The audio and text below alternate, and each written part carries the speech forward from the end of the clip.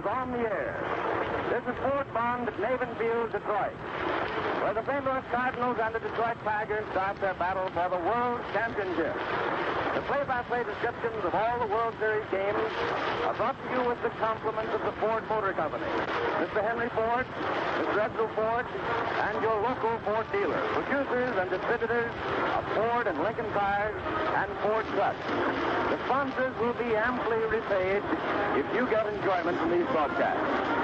In order that you might hear the play-by-play description of this game in its entirety, a number of advertisers have kindly omitted their regular afternoon broadcast.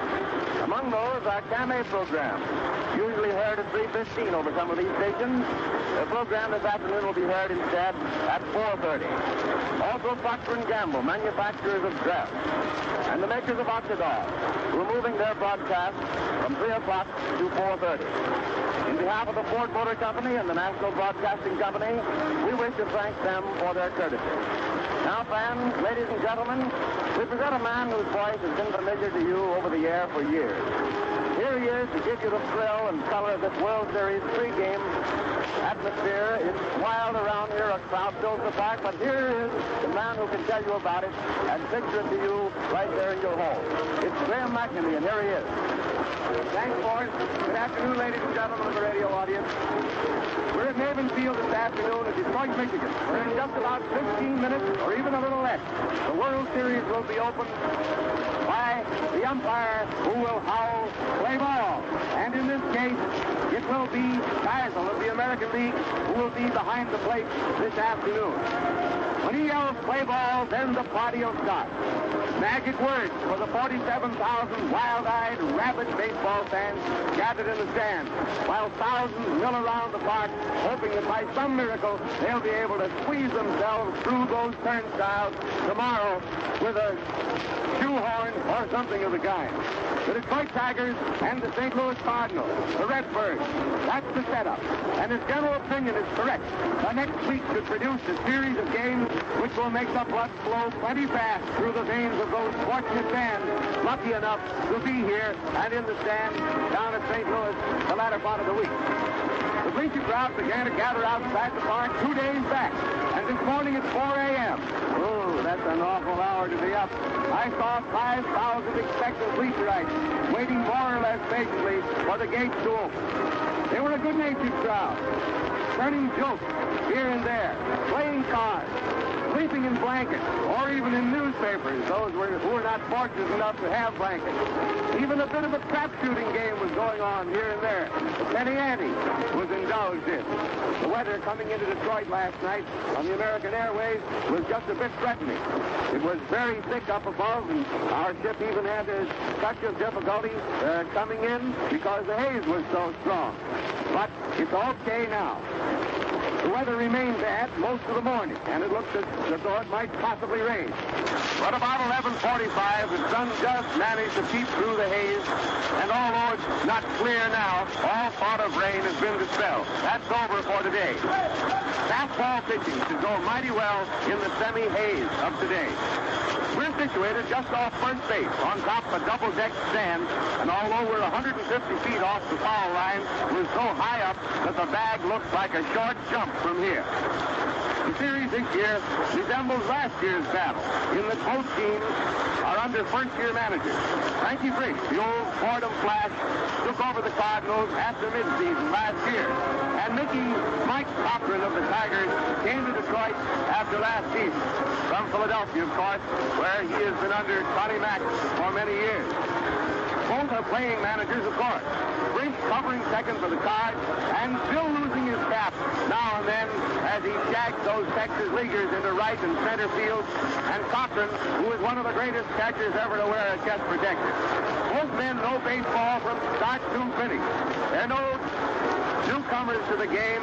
They're in there and know every move. And both are known as players who are at their best when the going is toughest. As money players, there's no choice between these two managers, and they're the best there are. I don't believe there ever was a series that promised more color and spike and pep with that Pepper Martin, Medwick, Frisch, and the Dean brothers, Dizzy and Daffy for the Cards, and Cochran, Gehringer, Greenberg, and Schoolboy Rowe for the Tigers. Detroit is more hungry for this series than any city in my recollection. 13 years at the microphone on World Series. The city has been eating, sleeping, and talking World Series for weeks and has packed every available inch of the stand. Just about every available inch now. They're coming in droves, and it won't be long before we won't be able to see a seat in the place unoccupied. And to cheer the Tigers on to victory. Opinion as to the outcome seems more even than I've ever seen it before. A fine band has been entertaining the crowd, and Al Jack has furnished a lot of laughs with his antics as leader of the band and playing the clown at third base, as only Al can do it. A mob of groundkeepers has just been manicuring the base paths, and the foul lines have been newly chalked, and all is ready to grow. Well, the crowd color from the visual angle is not quite what we have seen it at times. The reason of that being, of course, is because it's rather chilly today. Men have on their overcoats and hats. You don't see any white shirts out today, and the ladies are done up in their furs and coats. So the color is just a little bit drab through the stand as it is through the sky. But the incentive to come to this series is there just the same. The umpires today are at the plate, Geisel of the American League. At first base, that grand old-timer, Bill Clem of the National League. And by the way, it's way back in 1909 since that Detroit won its last pennant. Not a World Series, but a pennant. And Bill Clem, way back there in 1909, was one of the umpires of that series. In fact, he's the only one of the four umpires who worked at that time who is alive today. At second base, Reardon. Clem will be at first. At second base, Reardon of the National League. And at third base, Owens of the American League. And in just about 7 minutes now, they'll be ready to go. Those are the umpires. That's the way they're lined up. And as you know, the umpires are switched each day through the series, whether it go 4, 5, 6, or 7 games, and they go clockwise around. In other words, the man on third today will be at the plate tomorrow. That is Owen. And they switch from day to day, going with the clock. I believe that Dizzy Dean and Al Crowder will pitch. I think that that's official. Mickey Cochran has said he will pitch Al Crowder. And Frankie Frisch comes through with Dizzy Dean. Dizzy, you know, has been hanging around Frankie Frisch's coattails for the past 3 days. Every time he got an opportunity to speak to his manager, he'd say, Frisch, can I pitch the opening game? And Frisch would look at him and say, maybe. Well, that didn't do Dizzy much good for a while, I suppose, because he just didn't know where he was standing, and he was just wild to pitch this game. But finally, Frankie came through and allowed his great ace, who has, with his brother, practically clinched the pennant for the National League team, the Cardinals, will pitch the first game. Star for Detroit, who was one of the outstanding features of the year to bring Detroit the flag, will not work today. He will probably be pitched in the second game, possibly against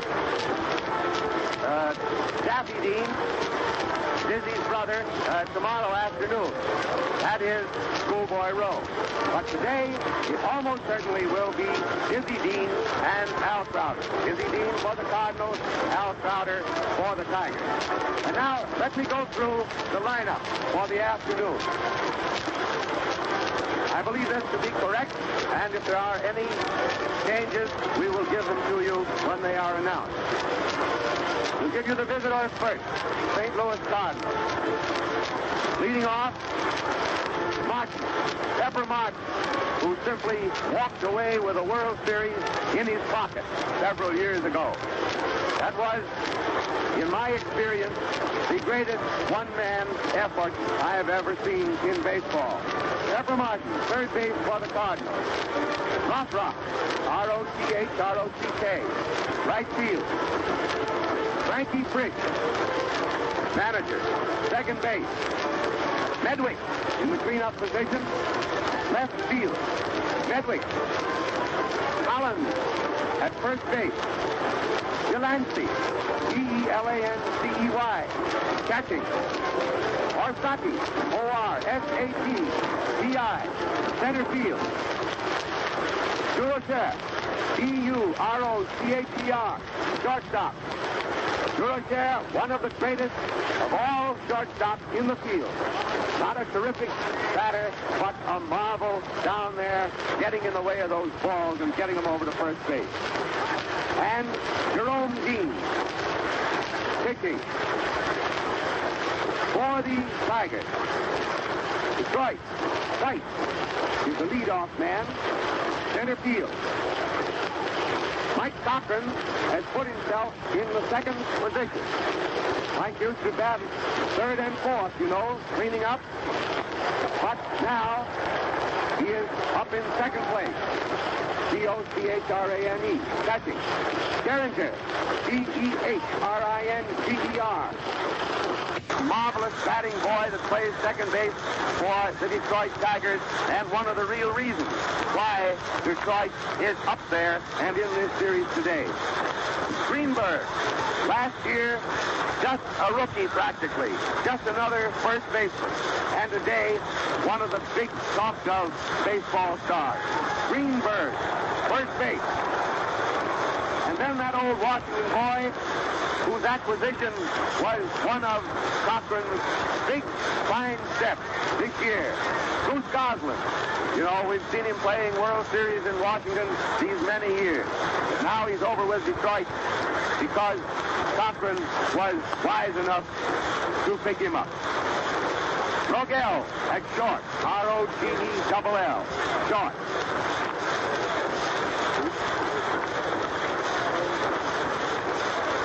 Owen at third base, O-W-E-N.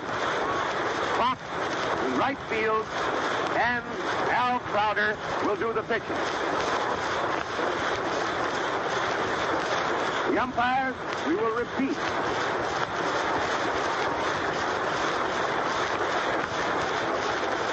There has been a change in the umpires in their position. We gave you what we had, but there has been a change.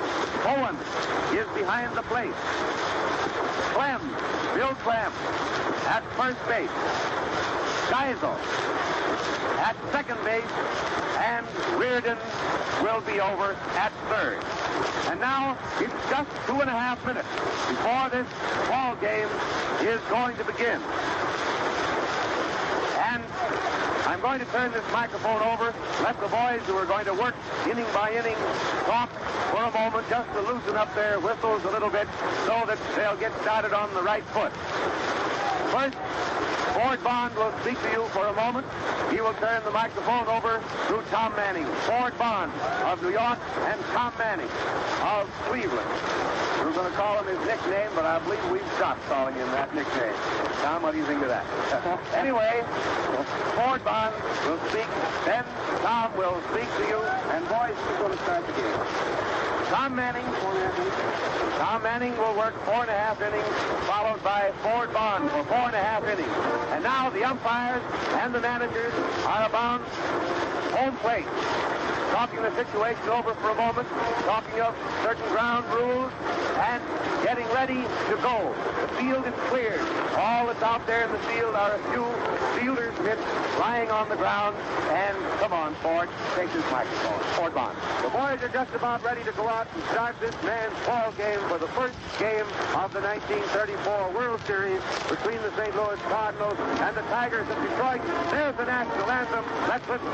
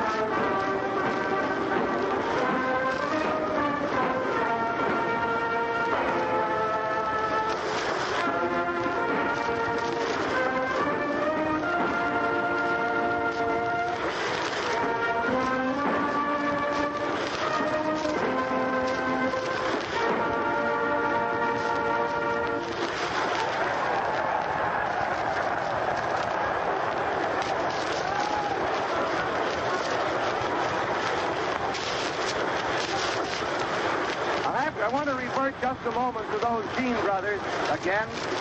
St. Louis won 15 shutouts this year. The Deans scoring 12 of them, and the balance of the staff 3. Boys, listen to that crowd here as the boys go out into the field. Jerome won 7 of those 12 shutouts, and Paul 5. The balance of the staff 3, and Paul also had his great no-hit game against Brooklyn. Now, the boys are out in the field, and in just a few moments, this ball game is going to start, opening the series, and my old pal Tommy Manning of Cleveland, come on in. Thank you, Graham. Good afternoon, everybody. We're over at Navin Field, Detroit, you know. What a season this has been in baseball. What 2 teams we have out here, the color galore. The Dean brothers. It's Jizzy and Daffy. It's that kind of a series, if you please. Over here in Detroit, for the first time in the history of the World Series, we've been postponed for 20 minutes to allow the crowd to get in. These fans here are so excited, so enthused over the expectancy of the color in this World Series that they have all taken it good nature. The band has just left the field. Detroit Tigers are out there now tossing the ball around. That old black pill that they've been using throughout the season. It's so black that it looks like a piece of coal.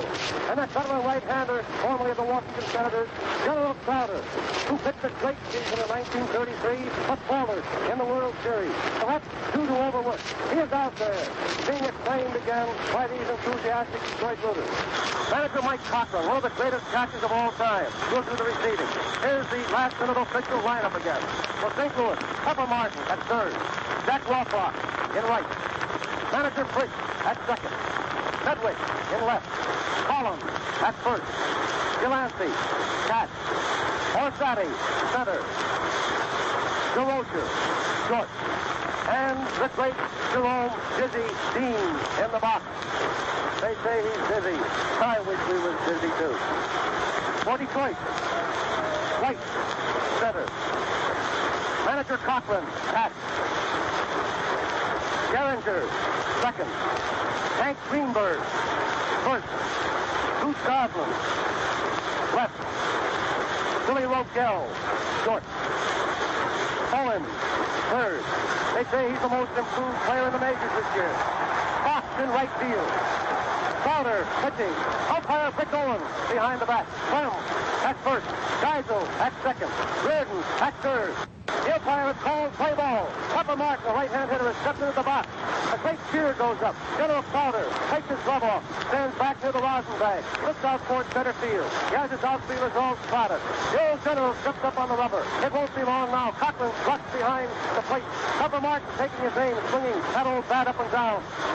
In that bluish gray uniform with cardinal red. Swinging the bat up and down. Up goes Crowder's arm. The World Series is on. The first pitch.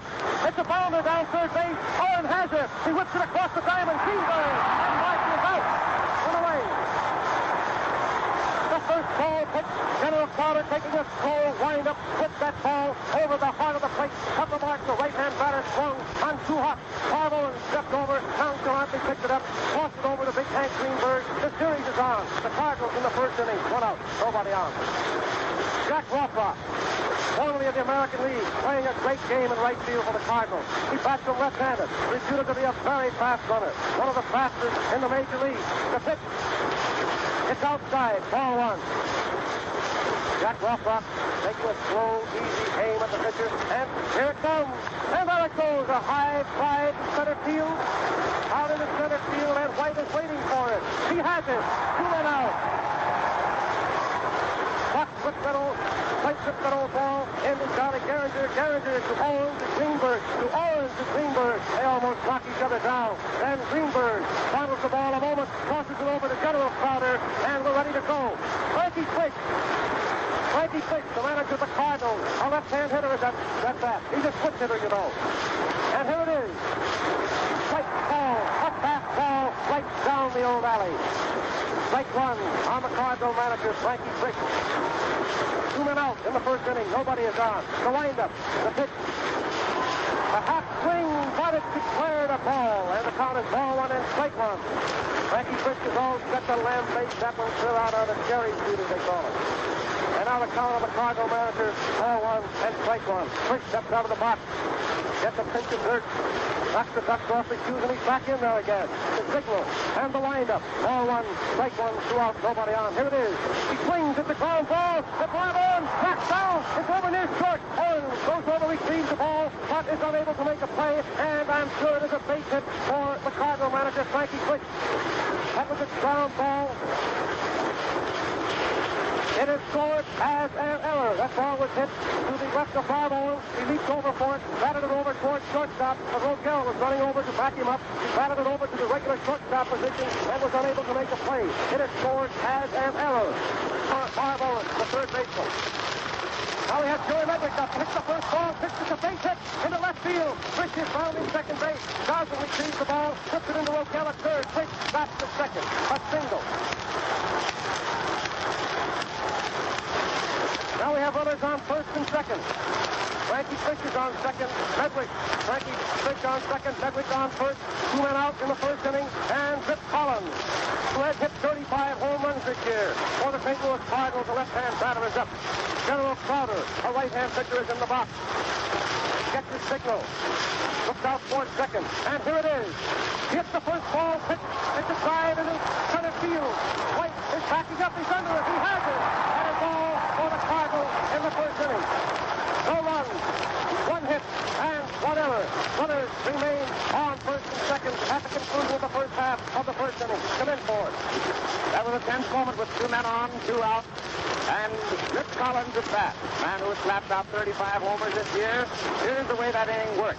Martin came up, knocked the first pitch down the third, and was out on the fast throw from Owen over to Greenberg. Reached the first backer just about 5 feet before the runner got there. Then Rothrock came up, slapped the second pitch on a high fly, sailing way out into center field with a hard-driven ball. But JoJo White was there when it came down, and two men were out. Frankie Frisch came up. Frankie Frisch drove one hard to the left of Marv Owen down on third. He came out, got his hands on the ball, and Frisch went on down to first with base on Owen's error. Thrower calling it Owen's error, base down on first. Medwick came up, slapped the ball hard out into left field. Frisch moves on down to second. Actually, he wanted to circle it, and Goose Goblin rammed it on into third base. Collins came up, was out on that fly, but here is the Tigers after first, and Tom Manning to give it to you. All right, Tom. JoJo White, left-hand hitter, center field of the Tigers, in his white uniform with the blue letters. He's up there. The first pitch from Dizzy Dean. Strike one, call. Up burning fastball, well high, right down the old alley for a call strike. Dizzy Dean is out there wearing that big smile, just as confident as he has been in his 30 victories in the past season. The windup, a long, lean windup, and here it is. A hook ball is low inside. Ball one and strike one. It's the last half of the first inning in this old World Series ball game at Haven Field, Detroit. You're receiving the description through the National Broadcasting Company. Ball one and strike one. The pitch. Ball two. A fastball. This is the outside corner of the plate. And the count on the left-hand hitter, JoJo White, is ball two and strike one. He is the leadoff man of the Tigers. Delancey the catcher, and here's the pitch. Ball three. A fastball. It drives JoJo White away from the plate. And the count on the first Tiger hitter, ball three and strike one. Boy, oh boy, that Dizzy Dean certainly has plenty on that ball. There it is. It's a strike. Right down the middle, and the count on JoJo White is ball three and strike two. Dizzy Dean swinging those big arms that come down almost to his knees. What a big fellow he is. Here's the windup. The count is 3-2. There it is. There it goes. It's a ground ball. Down short. DeRosa has it. He looks at the column, and JoJo White is out. That was comparatively an easy catch. DeRosa taking that ball about so high, and a nice throw right over shoulder high to Collins, and the Tigers have one man out in the first inning. Mike Cochran gets a great hand as he steps to the plate. Manager Mike Cochran in his first year as manager of the American League. He's back to left-handed. Here's the first pitch to Mike. Ball one. A fastball is low and just a little bit inside. The last half of the first inning. No scoring yet. One man out. Nobody on. Cochran up. And it's ball one. Dizzy Dean, right-handed is pitching. Delancey catching. Here it comes. It's a ball. A fastball is outside. That was close. And the count on Mickey Cochran is 2-0. Guy Perkins is coaching at first, Baker at third. One out, nobody on. Ball to the pitch. Strike, ball. That was a nice fast one. Over the plate, well high. And now the count on manager Cochran. Ball 2 and strike 1. Charlie Gallagher, the Tiger second baseman, hanging around home plate. The pitch. He swings. It's a ground to first. Fish is down on his knees. He comes up. Out at first. Fish to Collins. That was a hard ground ball. Manager Fish goes down on both knees. He stumbled momentarily, but came up with the ball. Passed it over to Collins, and Cochran is out. Now we have 2 in out, and nobody on. Charlie Gallagher, one of the greatest second basemen of all time, gets a great hand as he steps to the plate. He plays marvelous ball here for the Tigers, and he gets a great hand as he steps up to the batter's box. He's also a left-hand hitter. Charlie had a great battle on this year, for the batting leadership of the American League. The first pitch, it's a strike, ball. Charlie Gallagher elected to look that first one over. Dizzy Dean is in the box, General starter for Detroit. Last half of the first inning, 2 outs, nobody on. No score as yet. Here's the windup. Strike 1 on the hitter. Ball. That was a third ball that missed the outside corner. And Dizzy Dean takes his head just a little bit. And now it is ball 1 and strike 1. 2 men out. Last half of the first inning. And nobody on. Here's the windup. 1 and 1. The pitch. It's a sweeping hook ball that is low inside. Gallagher steps back. Ball 2 and strike 1. Gallagher pulls quite a bit away from the plate on that last pitch. It's sort of a change of place offering. Now it is ball 2 and strike 1. The windup. The pitch. He swings. It's a base hit. A base hit in the left field. Ball out there is received by Joey Medwick. He whips it into Leo Carroll at second. And Charlie Gallagher is on first base. A ringing single to left field. That is the first Tiger hit of the World Series. Hank Greenberg is coming up. Hank Greenberg is a big Tiger first backer, a right-hand hitter. Frankie Swift has left his position at second and has ran in to back with Dizzy Dean. Now he's going back again. The last half of the first inning, 2 men have been retired. Charlie Gallagher on first, and Hank Greenberg is back. The outfielders are moving back, ready for the pitch, and here it is. It's a foul ball down third base. Pepper Martin comes up with it to third. He is out at first. That was a beautiful play by Pepper Martin. He went far to his left, reached for the ball, and threw it over there, just off the ground to Rip Collins at first base, and that is all for the Tigers in the first inning. No runs, 1 hit, and no errors. Gallagher was left on the base. Come in for it. White came up to start off the Tigers part of this ball game here in the first inning. White banged a hot one down to Leo DeRocher, who took it fast, got it over to Rip Collins on first, and 1 man was gone for the Tigers in the first inning. Cochran then came up. Mickey Cochran banged one down to Frisch. Frisch stumbled, went down hard after the ball, but came up with it and wanged it over to Collins, and 2 men were out. 2 out, nobody on. Gehringer came up. Gehringer got a hold of Leather and lifted it out on a drive into left field. Single over the shortstop's head, and he was down on first. There he was on first with big Hank Greenberg. Hank Greenberg, a mighty man with a bat, up there to face Dizzy Dean. He drove one down to Martin. Martin took it prettily, slammed it over to Collins, and they were down 4 men up and 3 out for the Tigers in the first inning. No runs, 1 hit, no errors. And 2 big zeros hang out there on the scoreboard in right field. A 0 for St. Louis and 1 for Detroit at the end of the first inning. Going into the second now, here is Durante coming up to bat for the Cards, and Tom Manning to give you the second inning. All right, Tom. General Starler, that right-hand veteran, is out there in the box to wind up the first pitch to Delancey, the left-hand hitter. He hits the first ball, hits a long poke to left field. Gosselin is back near the barrier. Under it, he has it. That was a long drive about 5 feet from the barrier in deep left field. Bruce Gosselin backing up, taking the ball, and then flips it over to Jojo White in center, White to Roquel, to Owens, to Gallagher, to Greenberg. And now General Starler again has the ball with his glove off, handling the ball in his bare hand. He gets a bit of rosin, and we're ready to go again. Orsatti, Ernie Orsatti, the center fielder of the St. Louis Cardinals for the National League is up. He hits the first ball pitch. It's a hit into left field. He was a left-hand batter, and he cracked the first ball pitch. A line drive into left field. The ball is received by Bruce Gosselin. He returns it to Roquel at second. It's a single for Ernie Orsatti. That's the second hit of the afternoon for the Cardinals. That brings Leo DeRocher up. Leo DeRocher, you know, backed him right-handed. He's the little shortstop of the St. Louis Cardinals. Carter is pitching and Cochran catching. Here's the first pitch. It's a strike call. General put that one in there. Let her high. Let her high, as Bill Mundy would say. Here's the next pitch to Leo DeRocher. Ball one. That was a hook ball. That was a little bit outside. And the count on DeRocher is ball one and strike one. In the second inning, one man out. There's a peg over to first. Nothing happened. Carter has the ball again in the box.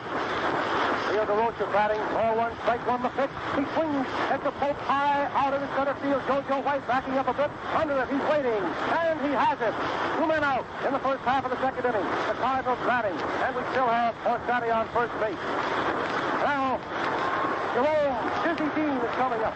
In the hotel lobby this morning, Will Rogers. He needs no introduction. Said, how's the old arm, Dizzy? Said, well, it's okay. Says, the Whites don't want me to pitch, but Grove's gone. When there's a ball game and any pitching to be done, I'm the pitcher. And there he is. He's in there pitching. And here's the first pitch to Dizzy. He swings at the foul back. Strike one. And when Dizzy Dean asked Will Rogers how he was getting along, particularly over Russia, he said, well, Dizzy, they had me play in the outfield. He said, I didn't do any pitching. But they had a great time together. They're two great fellows, Will Rogers and Dizzy Dean. All right, it's the last half of the second inning, you know, two men out. Orsatti on first, and the count on Dizzy Dean is strike one. Here's the pitch. He swings at the bounding ball. Down there, second row, Garrow has it, crosses to Gehringer. And Gehringer drops the ball, and everybody is safe. That was a ground ball, and Willie Roquel crossed an easy one over to Gehringer, and Gehringer drops the ball, and now we have runners on first and second. We've been delayed a moment while Dizzy Dean is putting on that strike Cardinal sweater.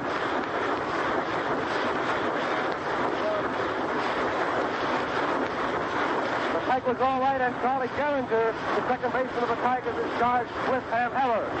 And now we have Orsatti on second. Dean on first. Two men out. And Pepper Martin. Pepper Martin, the star of the series of 31. Boy, will you ever forget what he did in that series. He stole bases. He hit home runs. He climbed up on the fence. He flagged long drives. And here he is again. Pepper Martin was slowly getting into the box. He was in there, but Carter was ready to pitch, and he jumped out of the box quickly. And now ready to go again. Pepper Martin is up the first pitch. Foul back. Strike one.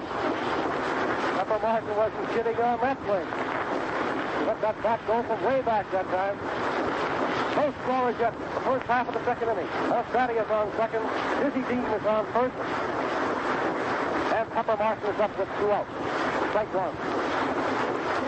General Carter, a right-hander pitching. Cochran catching. Here it comes. It's a foul back. Pepper Martin lets the bat slip out of his hand, and it flies through over to the boxes in back of home plate. Now we have strike two on Pepper Martin. We have runners on first and second to no scorers yet in this first World Series ball game from Maven Field, Detroit. Pepper Martin's back in the box again now. Right to the count. Here it is. It's a bounding ball down third base. The big hat. Horn has it. Here's the throw. And the throw is fly. And everybody is safe. The bags are loaded. Carter took that ball. He backed up on it. Then threw it wide to Hank Greenberg. Pulling Greenberg off the bag. And now we have the back loaded, as it were. And two men out. That is an error for third base from Owens. That is the third error of the afternoon for the Tigers. And here's the picture as you see it now. Ernie Orsatti is on third base. Dizzy Dean is on second base. Pepper Martin is on first base. And we have two men out. Jack Rothrock is coming up. The last time up, Rothrock hit a fly ball to JoJo White in center field. He passed the left hand of the pitch. Ball run. Crowder's football was low inside. As we gaze around at the bullpen, nobody warming up as yet. It's the first half of the second inning. The Cardinals have the bag loaded, two men out. The windup, and here it is. Strike call. That was a fast one. Held high, and now the count on Jack Rothrock is up there hitting it all. The bag's loaded. 2 men out, and the bags are loaded. There it is. It's a drive in the center field. It's a base hit into left center field. Corsari is coming in. Dean is rounding second. Third base coming in. The throw is to the infield. And Papa Martin goes to third base. 2 runs score for the St. Louis Cardinals. Here's the pitcher again. The bags were loaded. Jack Rothrock was up there, and he hit a line drive into left center field. It was a single, and it chased Corsari across the plate. Also Dizzy Dean. Papa Martin went to third. Rothrock stopped at first, and it is now St. Louis 2, Detroit nothing. Runners on first and third, 2 men out, and manager Frankie Fish coming up. Frankie bats him left-handed, you know, with a right-hand pitcher in the box. The pitch, it's a foul, strike 1. That was certainly a smack by Jack Rothrock, a line drive into left center field. For a moment, it looked like extra bases, but JoJo White was over there, took the ball on the second hop, and whipped it in there to Rogel, holding Rothrock at first. Here's the pitch. It's a long foul upstairs. Strike 2 on Frankie Fish. First half of the second inning, you know, St. Louis Cardinals 2, Detroit Tigers nothing. Frankie Fish, the manager of the Cardinals, who stepped out of the batter's box for a moment, knocked the dust off his shoes, and now he's back in there again with runners on first and third. 2 men out. First half of the second inning. Crowder takes the stretch, and here's the pitch. It's too high outside. Ball 1. With a count 2-0, Crowder elected to try to get Fish to swing at a high, fast one outside. And now we have strike 2, ball 1. Frankie Fish was batting left-handed this afternoon against the right-hand slant of Crowder. Runners on first and third. 2 out. Here it is. He swings. It's a down ball. Geringer fumbles the ball. Retrieves it quickly. Crosses the Greenberg. And pitches out at first base. That is a nice play by Charlie Geringer. A ground ball between Geringer and Greenberg. Geringer coming over far to his left. Knocks the ball down. Momentarily. Turned all the way around. And then crossed to Greenberg. Getting first at first base. Come in for it. But it happened that inning. Delancey came up, banged the fly out to left field. Dawson was right up against the wire. And Cricket, there was 1 gone. Orsatti came up, slapped one between the third baseman and shortstop into left field for a single. Then Juriker next at bat, a man on third, 1 out, and he left 1 out to JoJo White in center field, and 2 men were gone. 2 out, a man on. Dean came up. Dean drove 1 down. Rogel covered just off second base. Toss to Geringer. Geringer made an error, taking a throw for Rogel, and Orsatti would save at second. Martin at bat. 2 on, 2 out. A bounder down to third, and was saved at first on Owen's wide throw to first base. Rothrock came up. Slammed 1 out into center field, scoring Orsatti and Dean. Martin went to third. Rothrock was on first. Briggs was the next man in the batting order. He wrapped 1 down to Geringer. Geringer had a hard time handling it. It was a bad ball to handle, but he got a hold of it. Picked up off the ground. Got it over to Greenberg, and the side was retired. 2 runs, 2 hits, 2 errors. Here is Bruce Goslin at bat in Detroit's half of the second, and Tom Manning. The first pitch to Goslin. A change of pace offering it high outside. Bruce Goslin, you know, is a left-hand hitter. Ball 1. Dizzy Dean is in the box for the St. Louis Cardinals with Delancey behind the bat. Goslin is first up in the last half of the second. Here's the pitch. It's a strike. A nice hook ball. It comes over just above the knees, and the count on Bruce Goslin is ball 1 and strike 1. Goslin is up. Rogel hanging around home plate. The pitch. It's a ball inside, and the count on Goslin. Ball 2 and strike 1. Goslin pulling away from that one. Dizzy Dean had plenty on it, too. Mrs. Dizzy Dean said that Jerome would not pitch this afternoon, but apparently Jerome won out. It's a high foul. Almost up in the third deck behind home plate, and now the count on Goslin is 2-2. Goslin leading off for the Tigers in the last half of the second inning. Goslin batting, and Billy Rogel will hit next. 2-2. Dizzy is taking a little more time at the moment. Now he's ready to go. There's a long wind-up, and here it is. It's a base hit into left field. Medwick receives the ball, tosses it in there to Theo DeRoche at second, and it's a 1-base knock for Bruce Goslin. Goslin took a hold of a high fastball inside and drove it to left field. It's a hard hit ball, and Joey Medwick handled the ball very neatly out there in left field, returning it to DeRoche and holding Goslin at first. That's the second hit of the afternoon for the Tigers. Billy Rogel is up. You know, he's a quick hitter. He bats him either left or right-handed. That's Billy Rogel. He's hitting left-handed this afternoon.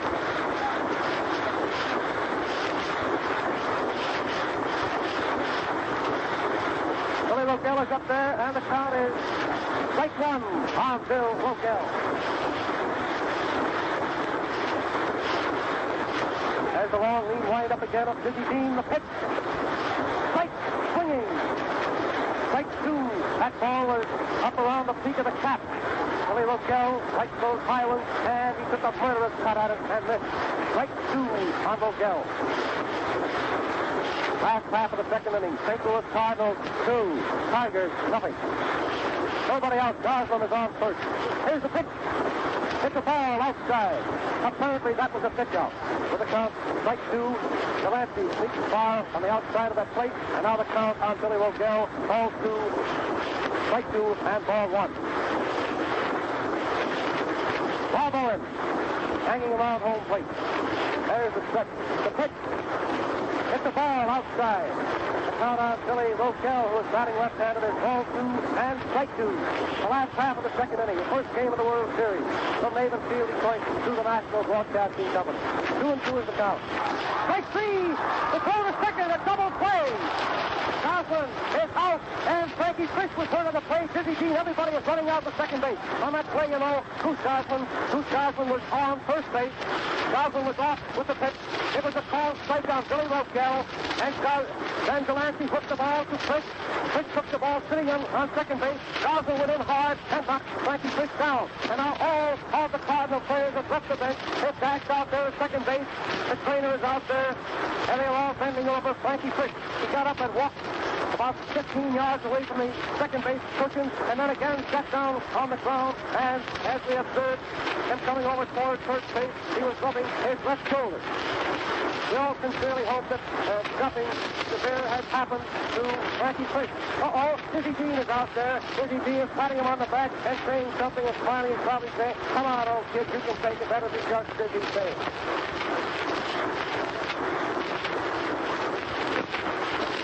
Goose Goslin went in there that time. Unintentionally, we are sure, but his knee was a little high. Frankie Fish was rather low to take that throw, and Goose Goslin's knee bumped into the shoulder and the neck of Frankie Fish. And now, as the players are going back to their positions, Frankie Fish is up, and he certainly can't take it. He's a great money player, and that James Smith, if ever one did live. That's the manager of the St. Louis Cardinals. He's up there now waving his players to go back to their positions, and he is rubbing the right side of his neck near the shoulder. Aximo was a double play. Goslin was out at second. Rogel was called out on strike. 2 men out. Last half of the second. Nobody on. And Bob Owens, the great surprise player of the American League, the third baseman of the Tigers. They said he wasn't good enough for the American League at the spring training base, but he certainly has been a great third baseman for the Tigers. Strike one called.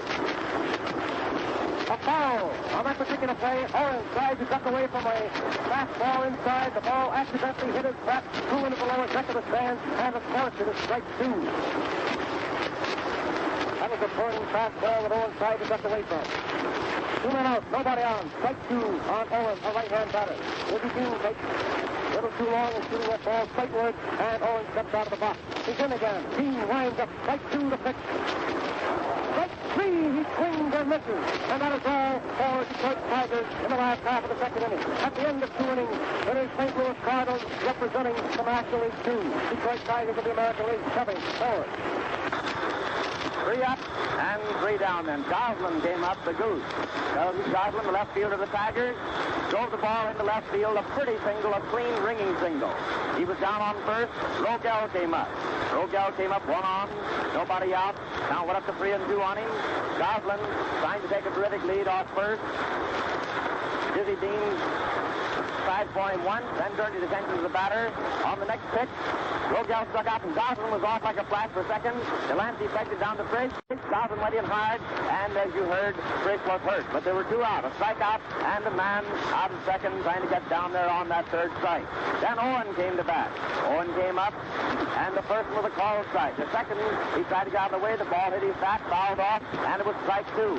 Then Dizzy took it, wound up, rammed it over the plate, and he swung hard, collecting a lot of air on the end of his bat for the third out. No runs, one hit, no errors. And here are the Cardinals up with Joey Medwick, Ducky Medwick, at bat in the first half of the third inning, and Tom Manning to give it to you with Stoddard taking his place in the box. All right, Tom. That's right, Medwick, you know, is the boy who got the first hit in this Blue Ribbon event of 1934. His first time up, a beautiful base hit. And now he's coming up for the second time. Carter is in the box, you know, for the Tigers. The right-hand pitcher, Cochran, catching. Medwick up, and it's ball one. There's a base hit of the left field, his second hit of the afternoon. Dawson goes over fast, receives the ball, flips it into Rogel at second base, and Joey Medwick stops at first. Two hits out of two trips to the plate. Nothing spooky about the base hits that we are having on either side this afternoon. They're ringing drives to the outfield. And now we have Collins coming up. Collins, you know, is the St. Louis Cardinals first baseman, a left-hand batter who has 35 home runs for the season. The pitch. It's a ball. The hook ball is high inside. It's the first half of the third inning, you know. St. Louis Cardinals 2, Detroit nothing. The starting pitchers are still in the ball game. Carter for Detroit, Dizzy Dean for St. Louis. There's the stretch. Medwick on first, nobody out. It's a foul. The ball comes off the umpire's chest protector and bounds very rapidly back out to General Crowder. Another count on Rip Collins, ball one and strike one. Ball one, strike one on Collins, the left-hand batter. The pitch, he swings it to Crowder down first. Greenberg takes it, goes to Rogel at second. Out, it's the throw. He's in the dirt, and it's a wild throw. Back from Rogel. And Collins goes to second base. And that play, Medwick was on first. Collins hit a ground ball to Greenberg. Greenberg flipped the ball to Rogel, forcing Medwick at second. Billy Rogel then, in trying to complete the double play, threw past Greenberg, and Collins went to second base. That, of course, will be scored as an error for Billy Rogel, the shortstop. And now we have Collins on second base. One man out, and catcher Delancey. The left-hand batter is up. That was a made-to-order double play. Greenberg coming up nicely with that ball and throwing it to Rogel. That is the fourth error of the afternoon for the Tigers. Collins is out on second base in a scoring position. Delancey, the catcher, who bats the left-hander, is up in the first pitch. It's a ball. The hook ball is just a little bit high on the inside. Ball one on catcher Delancey. There's the stretch. Runner on second to go, one out. The pitch. It's a ball. The fastball is too high. And the count on Delancey. Yep, Bernie Orstati hanging around home plate. Crowder, you will note, is looking just a little bit slower now. Here's the pitch. It's a ground ball. Down first base. Greenberg fumbles the ball. And Gerringer receives it. The ball is at the plate. And Collins continues on and beats the third. Scoring. That was a ground ball, but Collins on second base. It was a ground ball down first baseway. Greenberg allowed the ball to trickle to his leg. Sally Gerringer retrieved the ball, and Collins rounded third base, going at full speed, and stood in just ahead of the throw, throwing. That is scored as an error for Hank Greenberg, the Tiger first baseman. And the score now, the St. Louis Cardinals 3, Detroit Tigers 7. Manager Mike Cochran has taken off his chest protector and his cap and has walked out to the box. He's standing out there bareheaded. Bob Owen, the third baseman, has walked over to the pitcher's box. Hank Greenberg has also walked over for a conference with manager Mike Cochran. They're standing around there now, but General Crowder has walked out just a few paces behind the pitching rubber. Manager Mr. Cochran has been called plateward by Brick Owen. Brick Owen has raised his mask now, telling the boys to hustle up a little bit. The Cochran walks out again toward the pitcher's box, and he says something to third baseman Bob Owen and to first baseman Hank Greenberg. Now Cochran is going back behind the plate. Leo DeRocher, very gentlemanly, has picked up Cochran's cap and chest protection, cap and mask rather, and has handed it to him. Cochran puts them on, and now we're ready to go again. Crowder stays in the box. Oreo Scotty is up. He hits the first ball, picks the foul down the left field line. Ruder's out there in the field boxes making an attempt to get the ball, but Bruce Goslin runs over and receives the ball and throws it back into the diamond. Oreo Scotty is up to know, and it is a foul, strike one. St. Louis Cardinals 3, Detroit nothing. First half of the third inning. Here's the pitch. Here's the back out for it. Right field. And it is out. Fox comes in fast to take the ball down high, throws it into Carrier, and now we have two men out. Two men out, and Leo DeRocher coming up. Leo DeRocher, you know, backs him right-handed. Here's the shortstop for the St. Louis Cardinals. Delancey on first. Two out. DeRocher hits the first ball, hits a lefty fly for it. Right field with Pete Fox coming over a little bit. He's under it, and he has it. That is all for the St. Louis Cardinals in the first half of the third inning. Come in for it. The Cardinals, Medwick up in the first half of the third. He rammed one past third baseman Marv Owen for a single. He was on first. Collins at bat. Collins grounded one hot down to Greenberg, who turned, winged it down to Rogel. Medwick out at second. Rogel threw low back to first, and Collins went on down to second when the ball went back to Greenberg there on Rogel's error. The bad throw. And on second, Delancey up. Delancey drove one hop down to Greenberg. Greenberg got the ball tickled through his leg, and he was saved at first. Collins went on in, scoring, sliding into the home plate ahead of the throw, getting in there, and was called safe. Orsatti then came up, slammed the fly out into right field, where Pete Fox was under when it came down, and two men were gone. DeRocher then came up, 1 on, 2 out. He left one out the same direction, and Pete Fox had the third foot out. So the score is 3-0. 2 runs for the Cardinals in the second inning, 1 run in the third, 3-0, and Detroit coming up with Pete Fox, Irvin Pete Fox, the right fielder who made those last 2 outs for the Tigers, coming up first here in their half of the third. Here's the windup and the pitch. The high fly ball, back of first base. Collins is backed up right on the line. He takes it. 1 man out. Pete Fox with a count, ball 1 and strike 1. Left a little pop fly back of first base. That's Collins backed up for. General Crowder is getting a nice hand from the fans here at Raven Field as he steps up to the plate. General Crowder, you know, bats him left-handed. Here's the Tiger pitcher. Left-hand batter, last half of the third inning. 1 out and nobody on. Dizzy Dean's first offering. Gets a called strike. A fastball that was right down the old alley. Rick Owens, umpiring behind the bat. Raises that right hand indicating a called strike. Ball. Fastball was low inside. Crowder stepping back away from the plate. And now the count is ball 1 and strike 1. General Crowder completes the first round of the Tiger hitters. Here's the ninth batter of the afternoon for Detroit.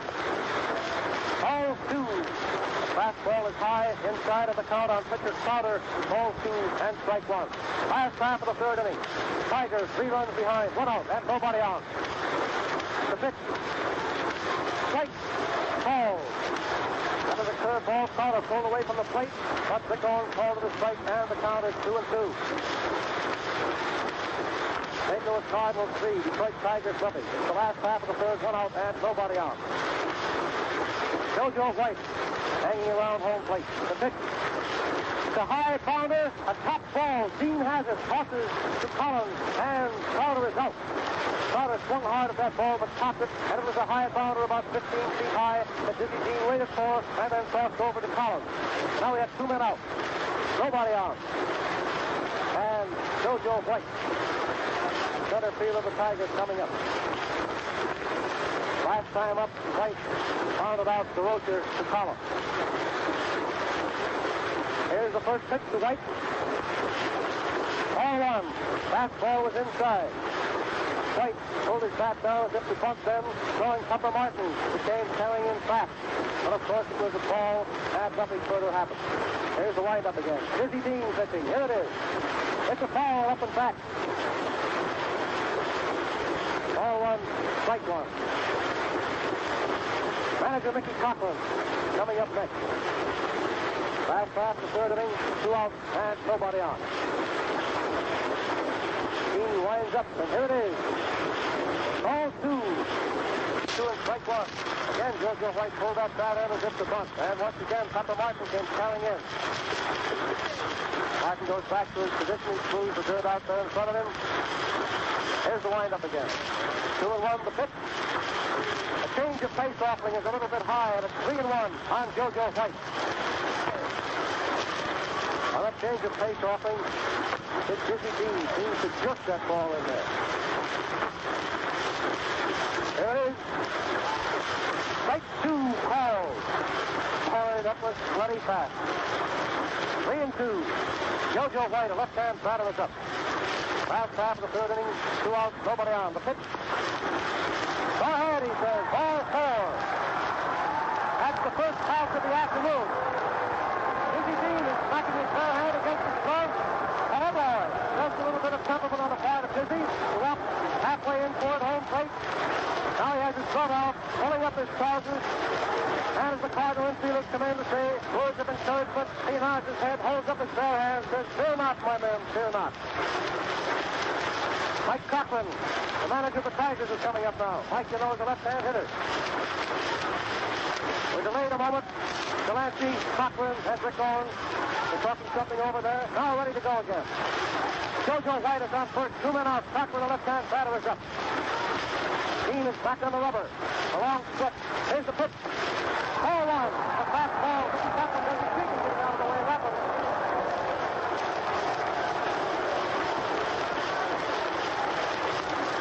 And Mickey Cochran must be a dancer. Old Bill Robinson never had a better footstep than that one for him. Dizzy Dean keeps it quick work. It's a base hit. A base hit to left field. Barry Medwick retrieves the ball. Hits it to the third base. Jojo White stops at second.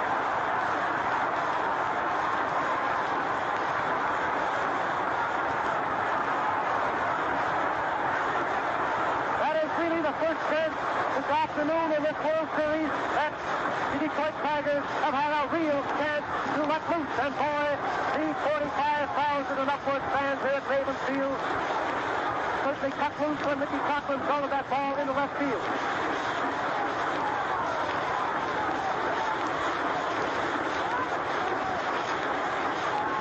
Now we have runners on first and second. Charlie Gehringer is up, a left-hand batter. The pitch.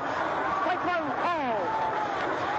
Collins sneaks over the back of Mike Cochran, but Cy Perkins, who was coaching at first, doesn't permit a play. He yells at Cochran, and Cochran is back fast. Here's the pitch to Gehringer. It's a foul ball. It's a base hit. A base hit to center field. One run is across the plate to throw it to second. Gehringer slides into second base and is safe.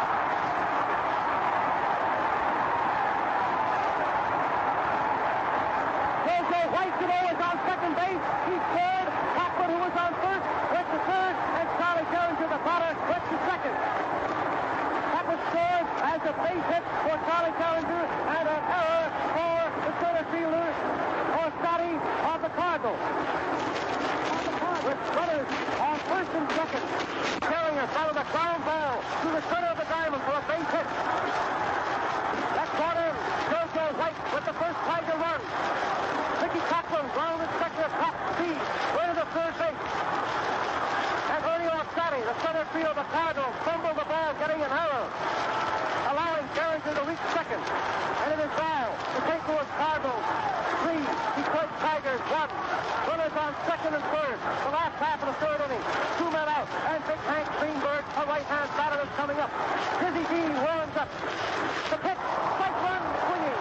Oh, what a swing that was by Hank Greenberg. He comes from way back.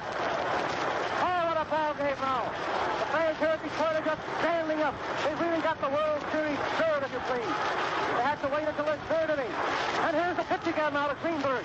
Strike 2. He swings much too late at that one. And it is strike 2 on Greenberg. All right, brothers. Tigers get played. 3 to 1 in favor of the Cardinals. The Tigers have runners on second and third. The tying runs are on second and third. And Hank Greenberg is up. He has taken 2 healthy swings and missed both. Here's the windup by Dizzy Dean. The pitch. Strike 3! Strike 3! He swings and he misses. That's all for the Tigers in the third inning. Come in, Ford. That's the end of the third inning of this World Series baseball game between the Cardinals and the Tigers, being played here at Maven Field, Detroit. This broadcast comes to you with the compliments of the Ford Motor Company and the Ford Dealers of America. Here's what happened in that third inning. The Tigers came up with a 3-0 in favor of the Cards. Fox at bat. A pop fly, and Collins, the first baseman, backed out on the grass back of first and was under when it came down, and there was one gone. Fowler at bat, a high bounder, bounded about 15 feet in the air. Dean came in under it, pulled it down, and winged it over to Collins, and there were 2 men gone. White came up, and Jerry Dean proceeded to walk Mr. White on a free ticket down to first base. He was down there, Thompson at bat, 1 on, 2 out, and he drove one hard to the left field, sending White down to second, 2 on, Gehringer up. Gehringer singled over second, scoring White, sending Cochran down to third. Gehringer went down to second on Orsatti's error out there in center field. Greenberg came up, 2 on, 2 out. The mighty Hank Greenberg was up at bat, 2 men on base, 1 man on second and third, and proceeded to strike out, swinging hard to the third one, getting nothing but a lot of those on base trouble. 1 run, 2 hits, 1 error, and the score is 3-1 in favor of the Cardinals as we go into the 4th inning. Here's Tom Manning. First half of that 4th inning, the first game of the Blue Ribbon Classic of 34 at Maven Field, Detroit, through the National Broadcasting Company. Dizzy Dean, a right-hand hitter, is up. Hits the first ball, picks the ball down third base, where it is foul. Marlon is off with a crack at that bat and retrieves the ball, puts it into Cochran. Cochran to Greenberg to Crowder. And Dizzy Dean walks slowly back to the batter's box. Picks up the bat, and again he is taking that long, sweeping, soft swing as he prepares to be ready for the next pitch. The windup, and here it is. Hits the ball. The third ball is low outside. Dizzy Dean steps back, and now the count is ball 1 and strike 1. First half of the 4th inning. St. Louis Cardinals 3, Detroit Tigers 1. Here's the pitch, 1-1 on D. He swings. It's a long drive to deep left field in the left field corner. Gosling going back on the line, and he has it. A nice catch by Keith Gosling, way over the extreme left field corner, right on the line. Boy, Dizzy Dean smacked that one right on the nose. He was almost to second base. Dizzy thought that one was out of the park, but he just smiled to the fans, tipped his hat, and walked back slowly. 1 man out in the first half of the 4th inning. And now we have the top of the Cardinal batting order coming up again. Pepper Martin. First time up, Pepper was out, third to first. Next time up, he reached first by Marvel and error. And now he is coming up for the 3rd time. A ball low inside. Pepper Martin, you know, is a right-hand batter. No hit, shot of 2 trips to the plate. Strike. Call. Nice curve ball over the heart of the plate, and the count on Pepper Martin is ball 1 and strike 1. Jack Rothrock, the right fielder, hanging around home plate. The pitch. It's a ball. Fastball was blowing outside. Now the count is ball 2 and strike 1 on Pepper Martin, 3rd tracker of the St. Louis Cardinals. First half of the 4th inning. 1 out. Nobody out. Here it is. Pepper Martin attempts to bunt. The ball hit home plate, bounded up and hit Pepper Martin in the ribs, but the umpire has called it only a foul, and it's strike 2. Ball 2 and strike 2. That time Pepper Martin attempted to cross Marvo and up by dumping the bunt down the third baseline. His bat was just a little bit over the ball, and it hit the rubber and bounded right up at the hitter. 2-2, the pitch. Ball 3. Curveball is low outside. Cochran digging it out of the dirt. And the count on Pepper Martin. Ball 3 and strike 2. First half of the 4th inning. The Cardinals 3. The Tigers 1. 1 gone, you know, and nobody out. Here's the windup. 3-2 it is. The pitch. Strike 3, swinging. That was nice work on the part of Mike Cochran. A tip ball that Cochran was able to hold. So it's a strikeout for Pepper Martin. 2 out and nobody on. Jack Rothrock is coming up.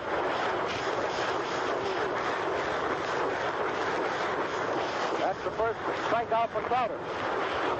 Rothrock is up. Strike called. Rothrock pulled away from the plate on that one, but apparently the ball was over the inside corner. Here's the windup again. 2 outs. Nobody on, you know. Change of face offering is a foul up and back. Strike 2.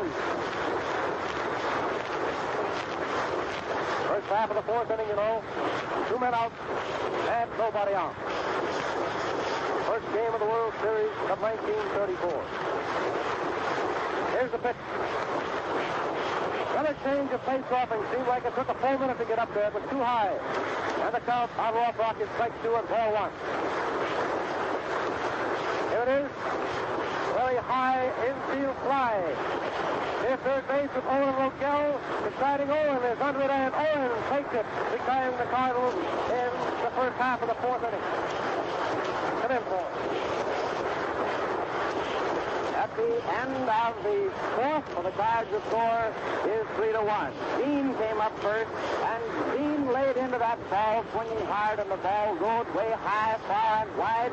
With Goslin chasing over, it looked impossible to get over that. He went over on the line and made a wonderful catch and brought that entire 17,000 feet. Those people out there in that left field picture section up to their feet, praising that wonderful catch that Goose Goslin made of Dean's long drive into left field. Martin then came to bat.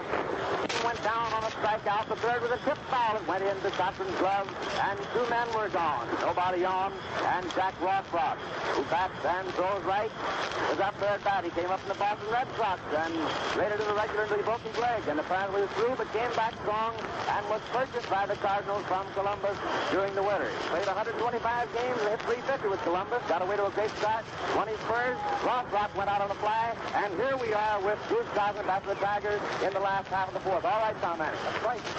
It's a strike. Oh, Goslin over the left-hand batter. Dizzy Dean. Right-hand pitchers in the box for the Cardinals.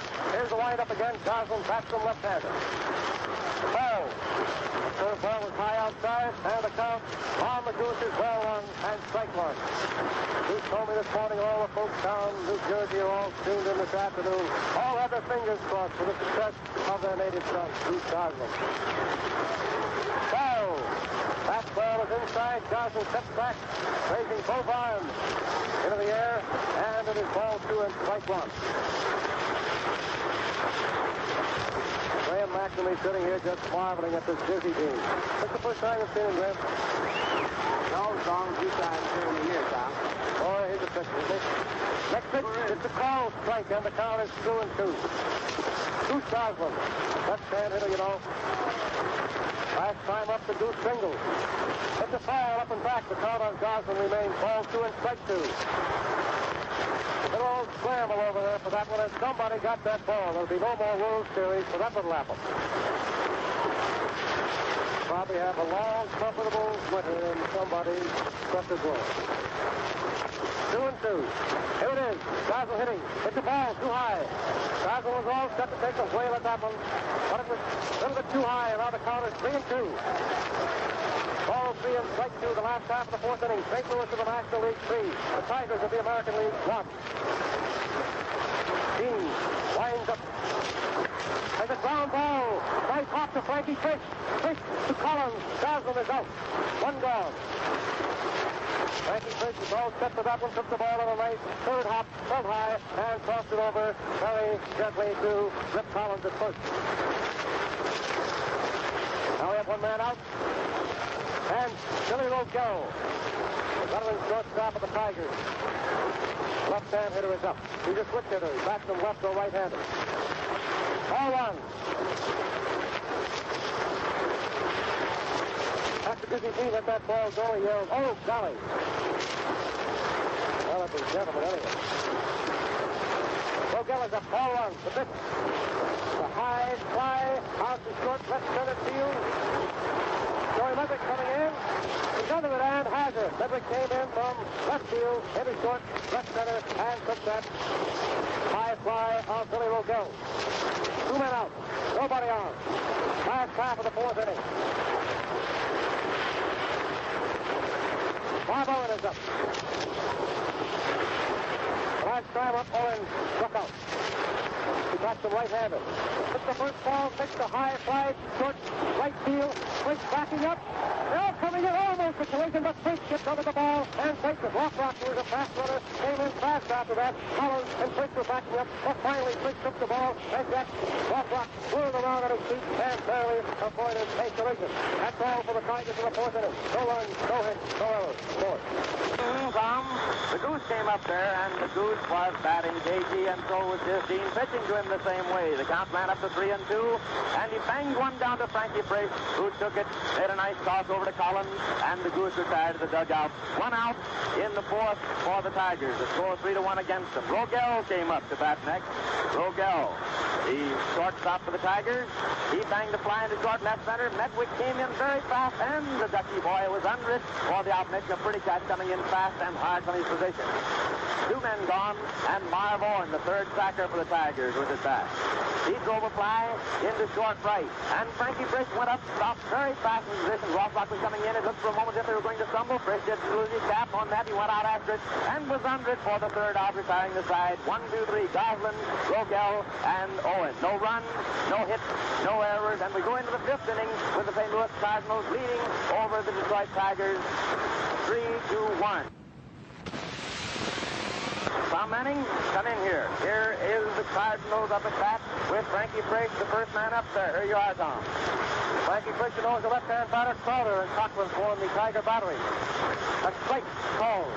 That was a nice fastball over the inside corner on Frankie Frisch. The pitch, he swings. It's a long drive to right field. Fox is going back to the barrier, and he is under it and has it. That ball was just about 3 feet from the barrier in deep right field. One man out. Now we have Joey Medwick coming up. Medwick, you know, is also a long-distance hitter. Joe has some tape around his right wrist this afternoon. First pitch to Medwick, a ball up and back, right. Joey Medwick has 2 hits out of 2 trips to the plate. 2 out of 2.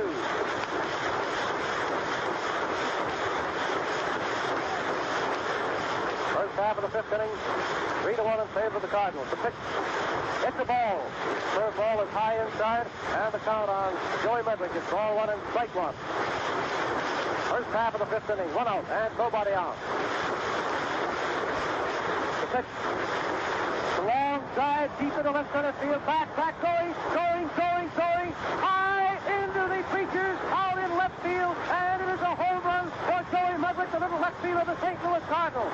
Goose Goslin was off with a crack of the bat, but there seemed to be no doubt in his mind. He ran out the screen barrier in left field, but the ball was over the fence for a home run. And now it is 4-1 in favor of St. Louis.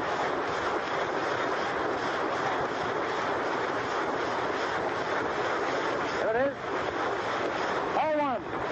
That was a smash by Joey Medwick, and now we have Collins up. That's the first extra base smash of the series.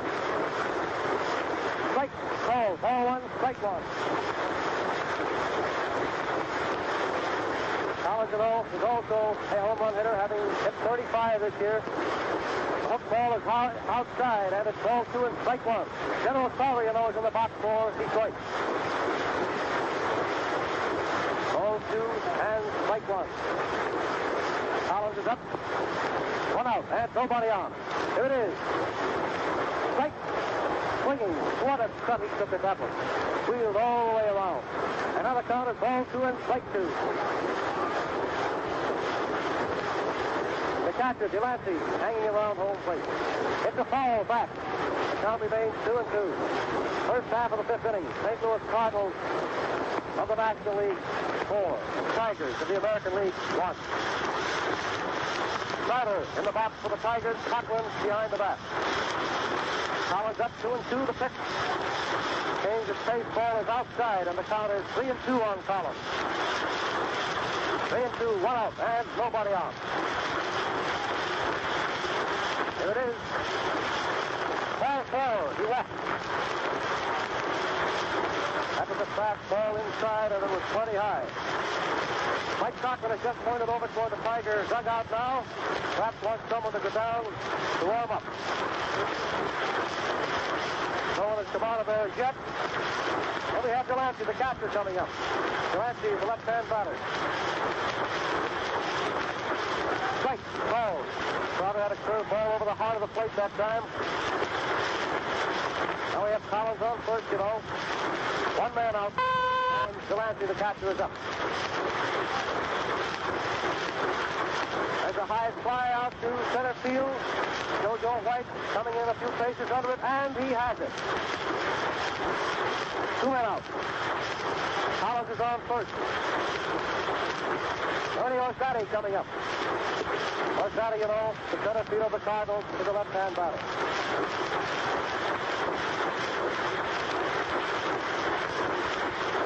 Ready to go, you know, two men out. Collins is on, and the pitch. It's a called strike. General Crowder bent that one over the inside corner. Done about now.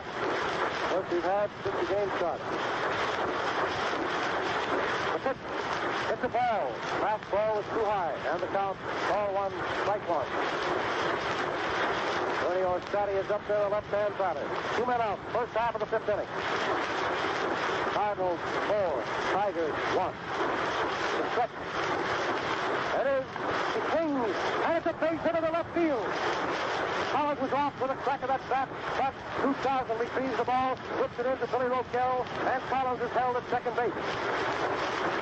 That's the second hit of the afternoon for Ernie Orsatti.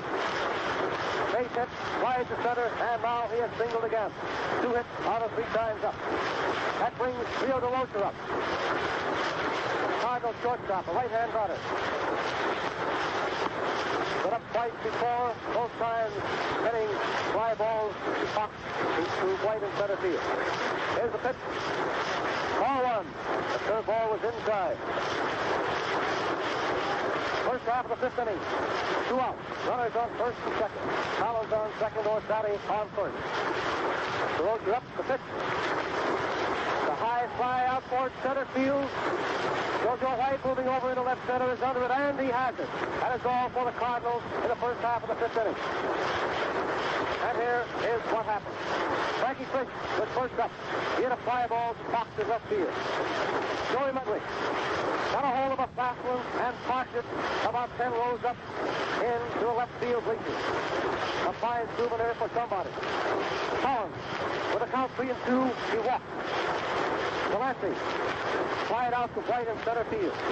Ernie Orsatti got his second hit of the afternoon. A single to left. Collins is held at second base.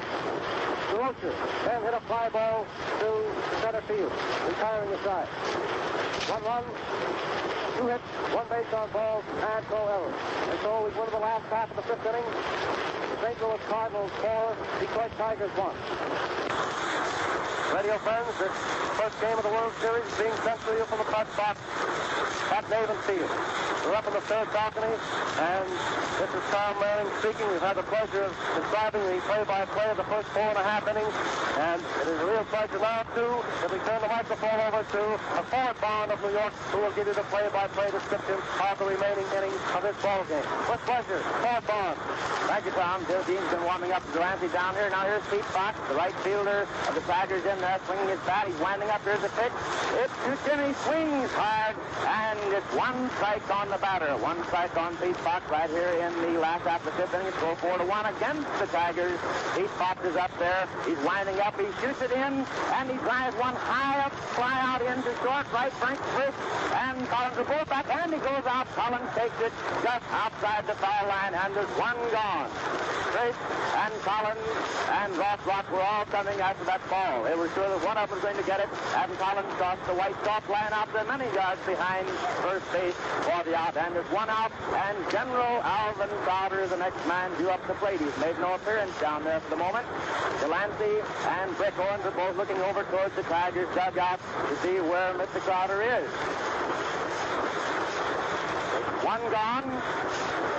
There's 1 gone here in the last half of the fifth.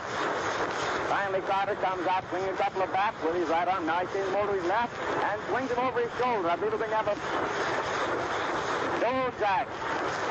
Joe Jack is coming in to bat for General Crowder. That means we'll have a new pitcher. Joe Jack is taking the place of Crowder. He's an outfielder. Distinguished himself in the minor league. He's going to bat for Crowder here. He's coming up there now. That was what the wait was for.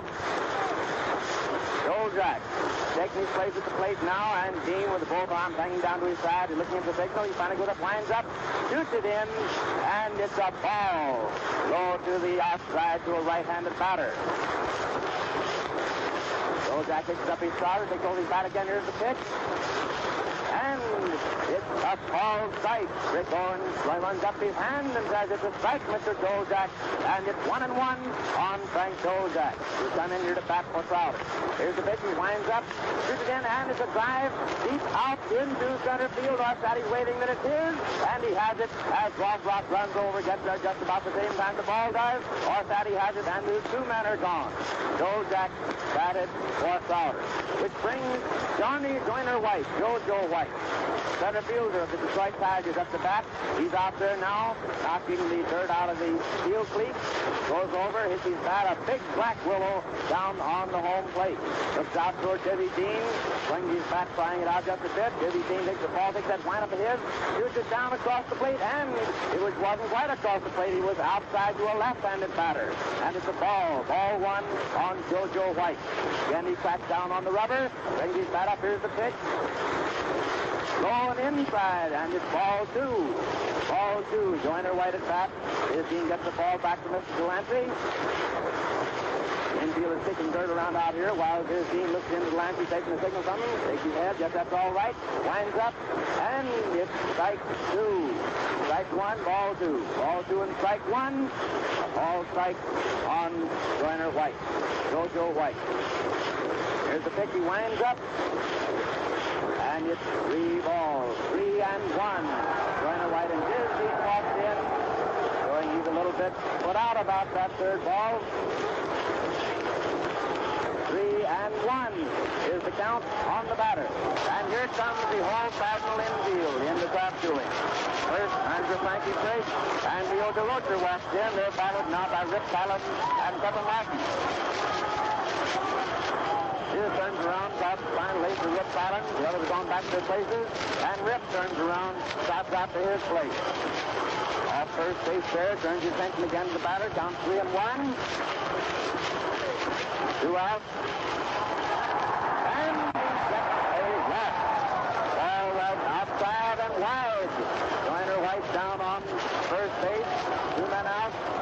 And Gordon Stanley Mickey Backlund, the manager and the captain, back left and throws right. He's up there at the plate with 1 on, 2 out. Here in the last half of the fifth, the score 4-1 against his team. Mickey Backlund's up there at the plate. He doesn't bother about hitting love the time being. He looks over what comes in, and it's a called ball. A little high. Dead center, but high, and it's a ball on Mickey Backlund. Joyner White down on first. That's the picture in the last half of the fifth inning. 4-1 favor the Cards. Here's the pitch. It wheels over, and it's a called strike. 1-1. It wheels right over the heart of the plate. He comes right down the alley, and if he wasn't looking for it there, and it's a called strike. 1-1. 2 men down. Joyner White on first. He takes a little lead off. He looks at him over his shoulder, but shoots it in, and down the right field, but it went foul. That wind seemed to catch it and shoot it over. It's a long strike into the right field bench, and it curved in down there almost out of the bench. It was a hard hit ball, and Joyner White comes back, guiding himself down to his place at first base, and Mickey again steps into the batter's box. It's 1-2. 1-2 at the long strike. Mickey steps up there again. He's back resting on his shoulder, looking hard down at his Dean. Takes a couple of swings. Dean has his shoulder now turned to the plate. Glancing just a little bit over Joyner White, who's taking his lead off there. He shoots it down, and Mickey swings at it. Drives it down a swing pitch. It shoots it over to Collins, and there's a man down on second, and there's nobody down there now. It's 3 out, and they retire. And the Cardinals send them the bat, and here's Tom Hanks tell you what happened that inning. Pete Thompson first up in the final half of the fifth, and he fouled off to Rip Collins. Collins had to go quite a ways back for that one. Bozak. Then was sent into bat for General Crowder. With the count 12-1, first one, he tried deep to Ernie Orsatti. Orsatti came over nice to the right center to the first that drive. Jojo White came up, and after getting a count of 3-1, he left. Manager Mike Cochran gave the fans a bit of a thrill, and he got a hold of one of Dean's crossings and drove it deep into right field. The fans sort of spread out there until they reached the far line in the extreme corner. The ball was then for a foul. Cochran then rounded out 6 to Collins. No runs, no hits, 1 base on balls, no errors. It looks as though football Marbury will be the next pitcher that is not official. However, up to now, at the end of 5 innings, here is a summary of what the pitchers have done so far. Dizzy Dean has allowed the Tigers 1 run, 4 hits, and the Tigers have been the recipients of 2 bases on balls. Crowder allowed 4 runs, 6 hits, and issued 1 base on balls. The only extra base hit of the afternoon is that long home run into the left field pitches by Joey Medwick. There is no question now. Football Marbury. You all remember that grand gentleman of baseball, Marbury. For several years, during the pennant-winning days of the Washington Senators of the American League, times without number, he came in from deep into the bullpen to save one of his comrades who were falling in the pitcher's box. Once again, he is in that role, relief role, as they call it, here in the first game of the World Series. Football Marbury, that big husky right-hander, formerly of Washington, now with the Detroit Tigers, is to take up the pitches. He's a right-hander, and the first half of the 6th inning has 4 gone.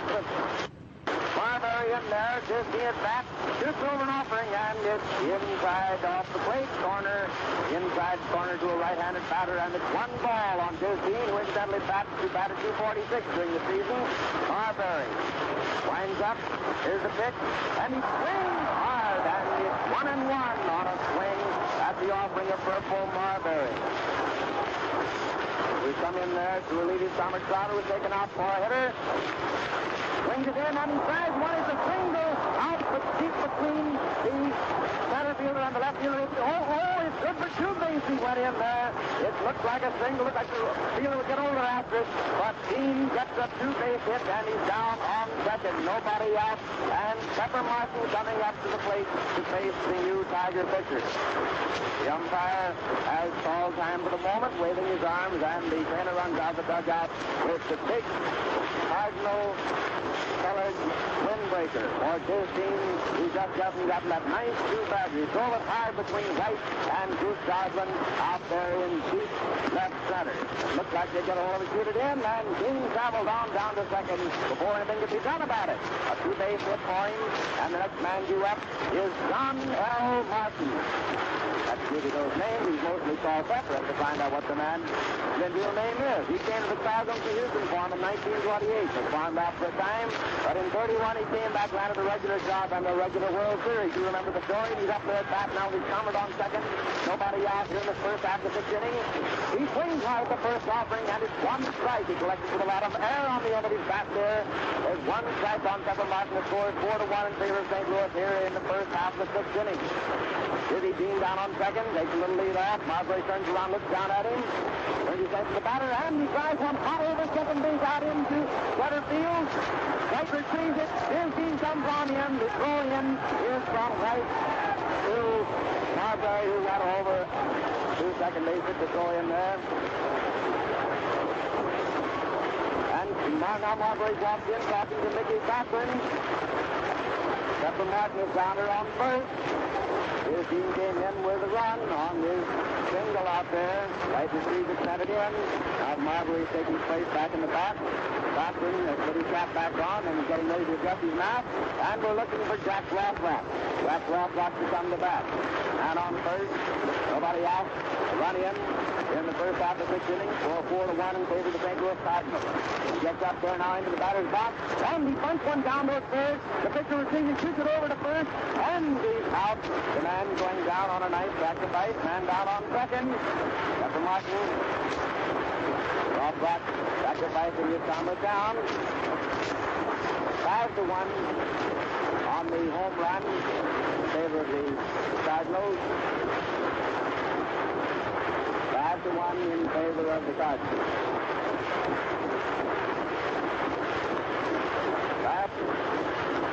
Homer in the fifth, and this side in here in the sixth. It's 5-1, and we have Frank Free, manager and second baseman, at the plate with Pepper Martin down on second, 1 out. Pitch and a strike on Mr. Free. Strike one. He's up there again. Now Marbury has it up there. Looks around at Martin on second. A pop up out into way out off the foul line in left field. The third baseman goes back there, and he's under it. Owen making a sweetheart of a catch out there. He went back fast. Lost his cap in the process. Seaver came back in, and the crowd gives him a nice hand for a beautiful catch going out fast under that pop foul of Frankie Free. Out there way back of third, over towards the left field grandstand. A beautiful catch by Marv Owen. So now it's 2 out.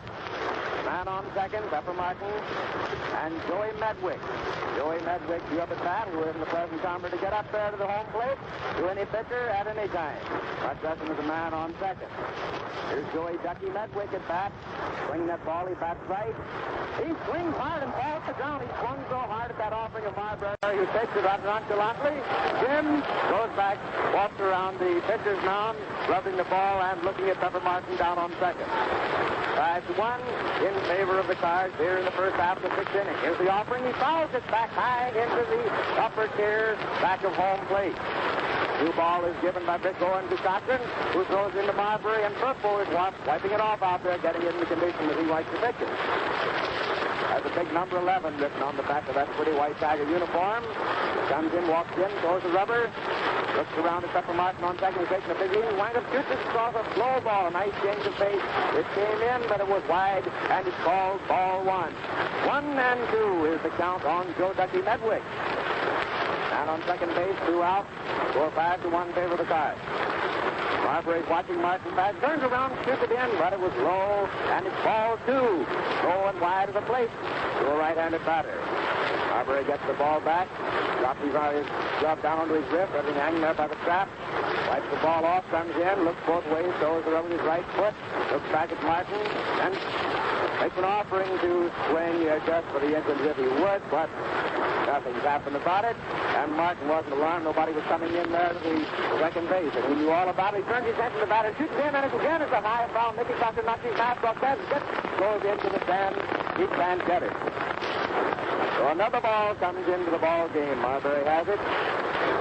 He's having to wipe off a lot of balls out here to get him into the condition he likes to pitch them. And Marbury looks around there at Martin again, who's gone back to the second track there, standing on it. Neither Bill Rogel nor Charlie Gerrans are paying any attention to it. They're watching to see what Joe Medwick does down there. He swings hard, drives a liner into right field.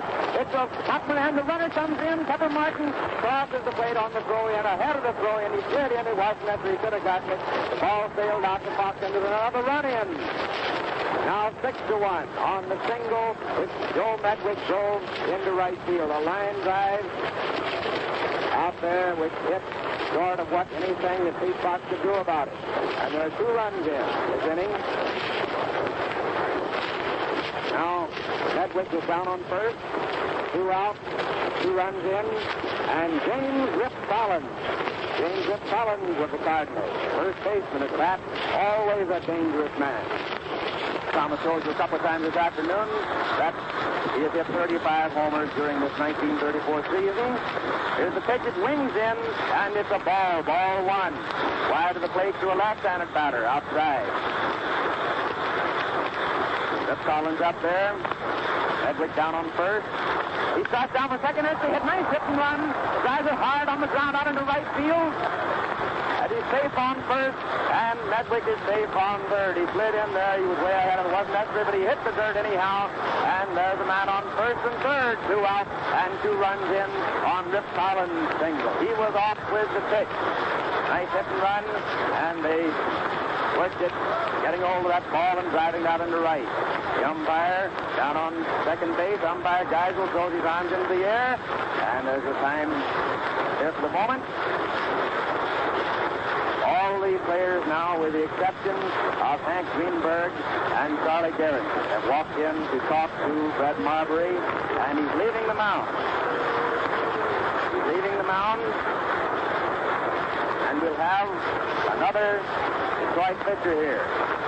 No one out on the warm-up mound, but here comes a pitcher running in. We can't see who it is. He just came down the runway.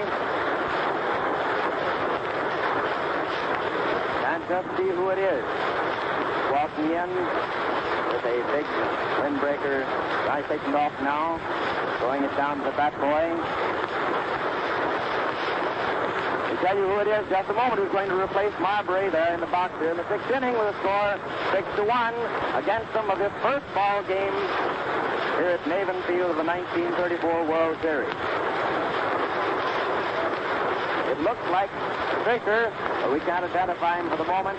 Our first here high.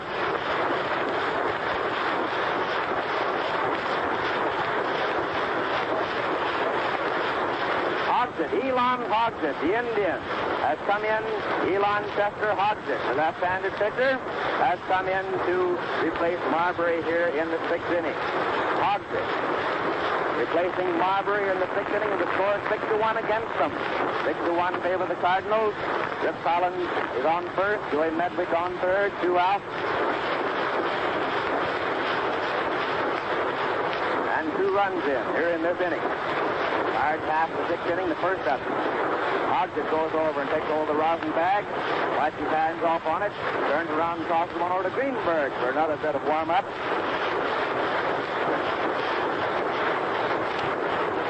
And he turns his attention to the batter, who is William Delancey, catcher of the Cardinals. He swings hard, drives it way out, high into left field, over Goose's head. It bounds against the fence.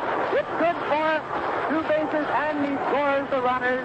He's now held at second on the throw-in, and both Medwick and Rip Collins come in on that 2-bagger of Phil Delancey. A hard drive over Goose's head.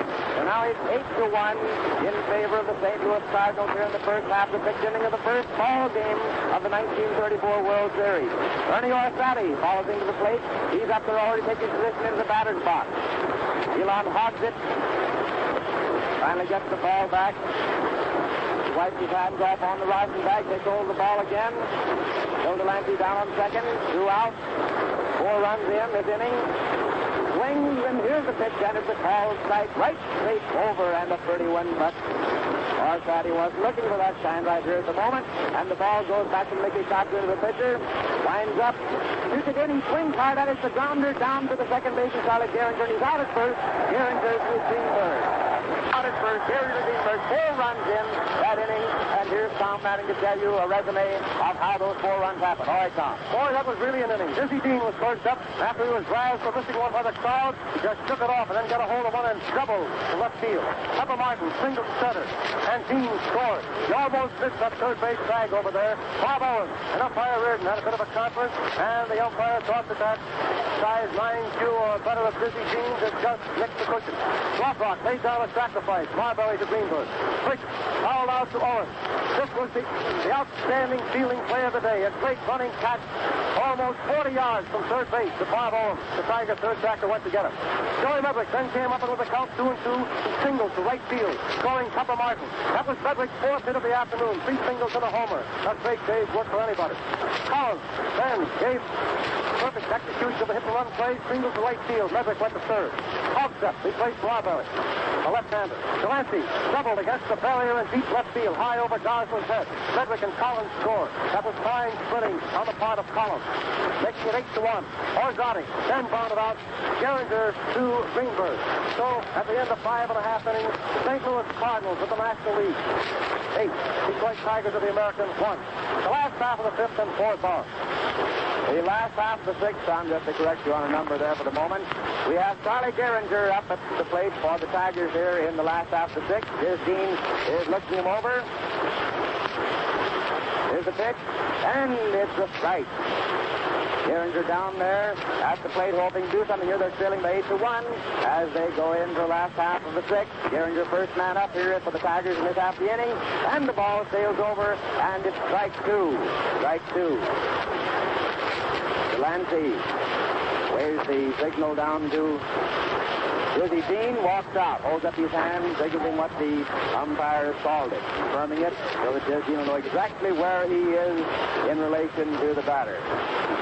He winds up, shoots it in, and it's a low one, and a ball. A ball on the batter. Winds up and gets another one in, and ball two, and strike two. 2-2 on Mr. Charlie Gehringer there. Dizzy Dean winds up, shoots it in, he whams it down to first base. First baseman, and he tosses it over to the pitcher. Dean coming over to Rip Collins. Rip Collins knocks the ball down, picks it up, and Dean coming over fast at the toss on him. Got there just barely ahead of Charlie Gehringer, who was pretty fast on those pins of his, and there's one gone.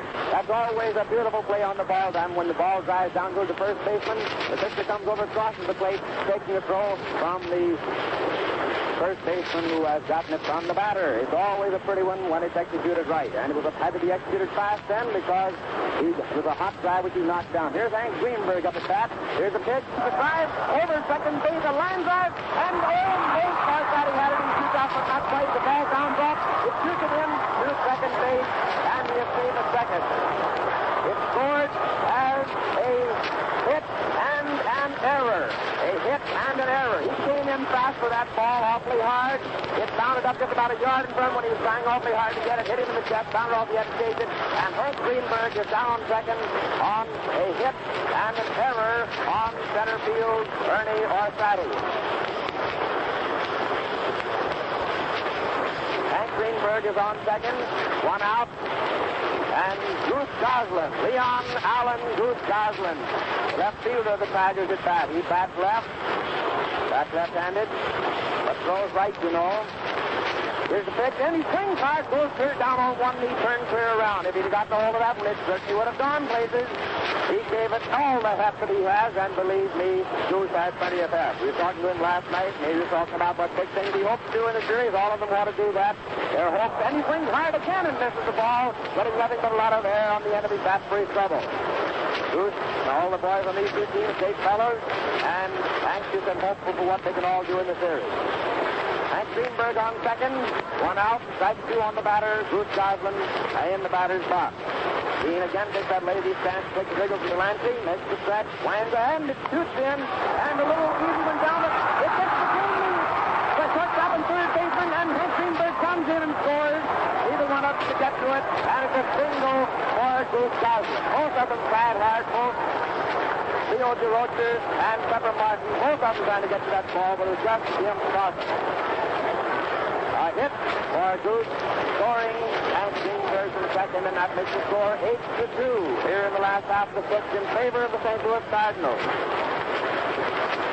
William Rogel, Billy Rogel is at bat next.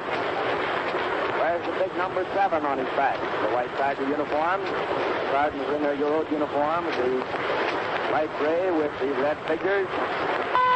The Cardinals. Here's the pitch to Rogel, man on first.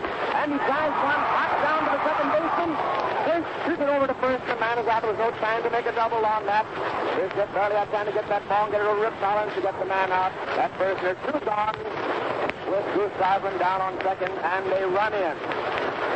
Two men out, score 8-2 in favor of the Cardinals. Just time for Chris to get that one over to Collins to get Bill Rogel out. So we have Marvin Owens.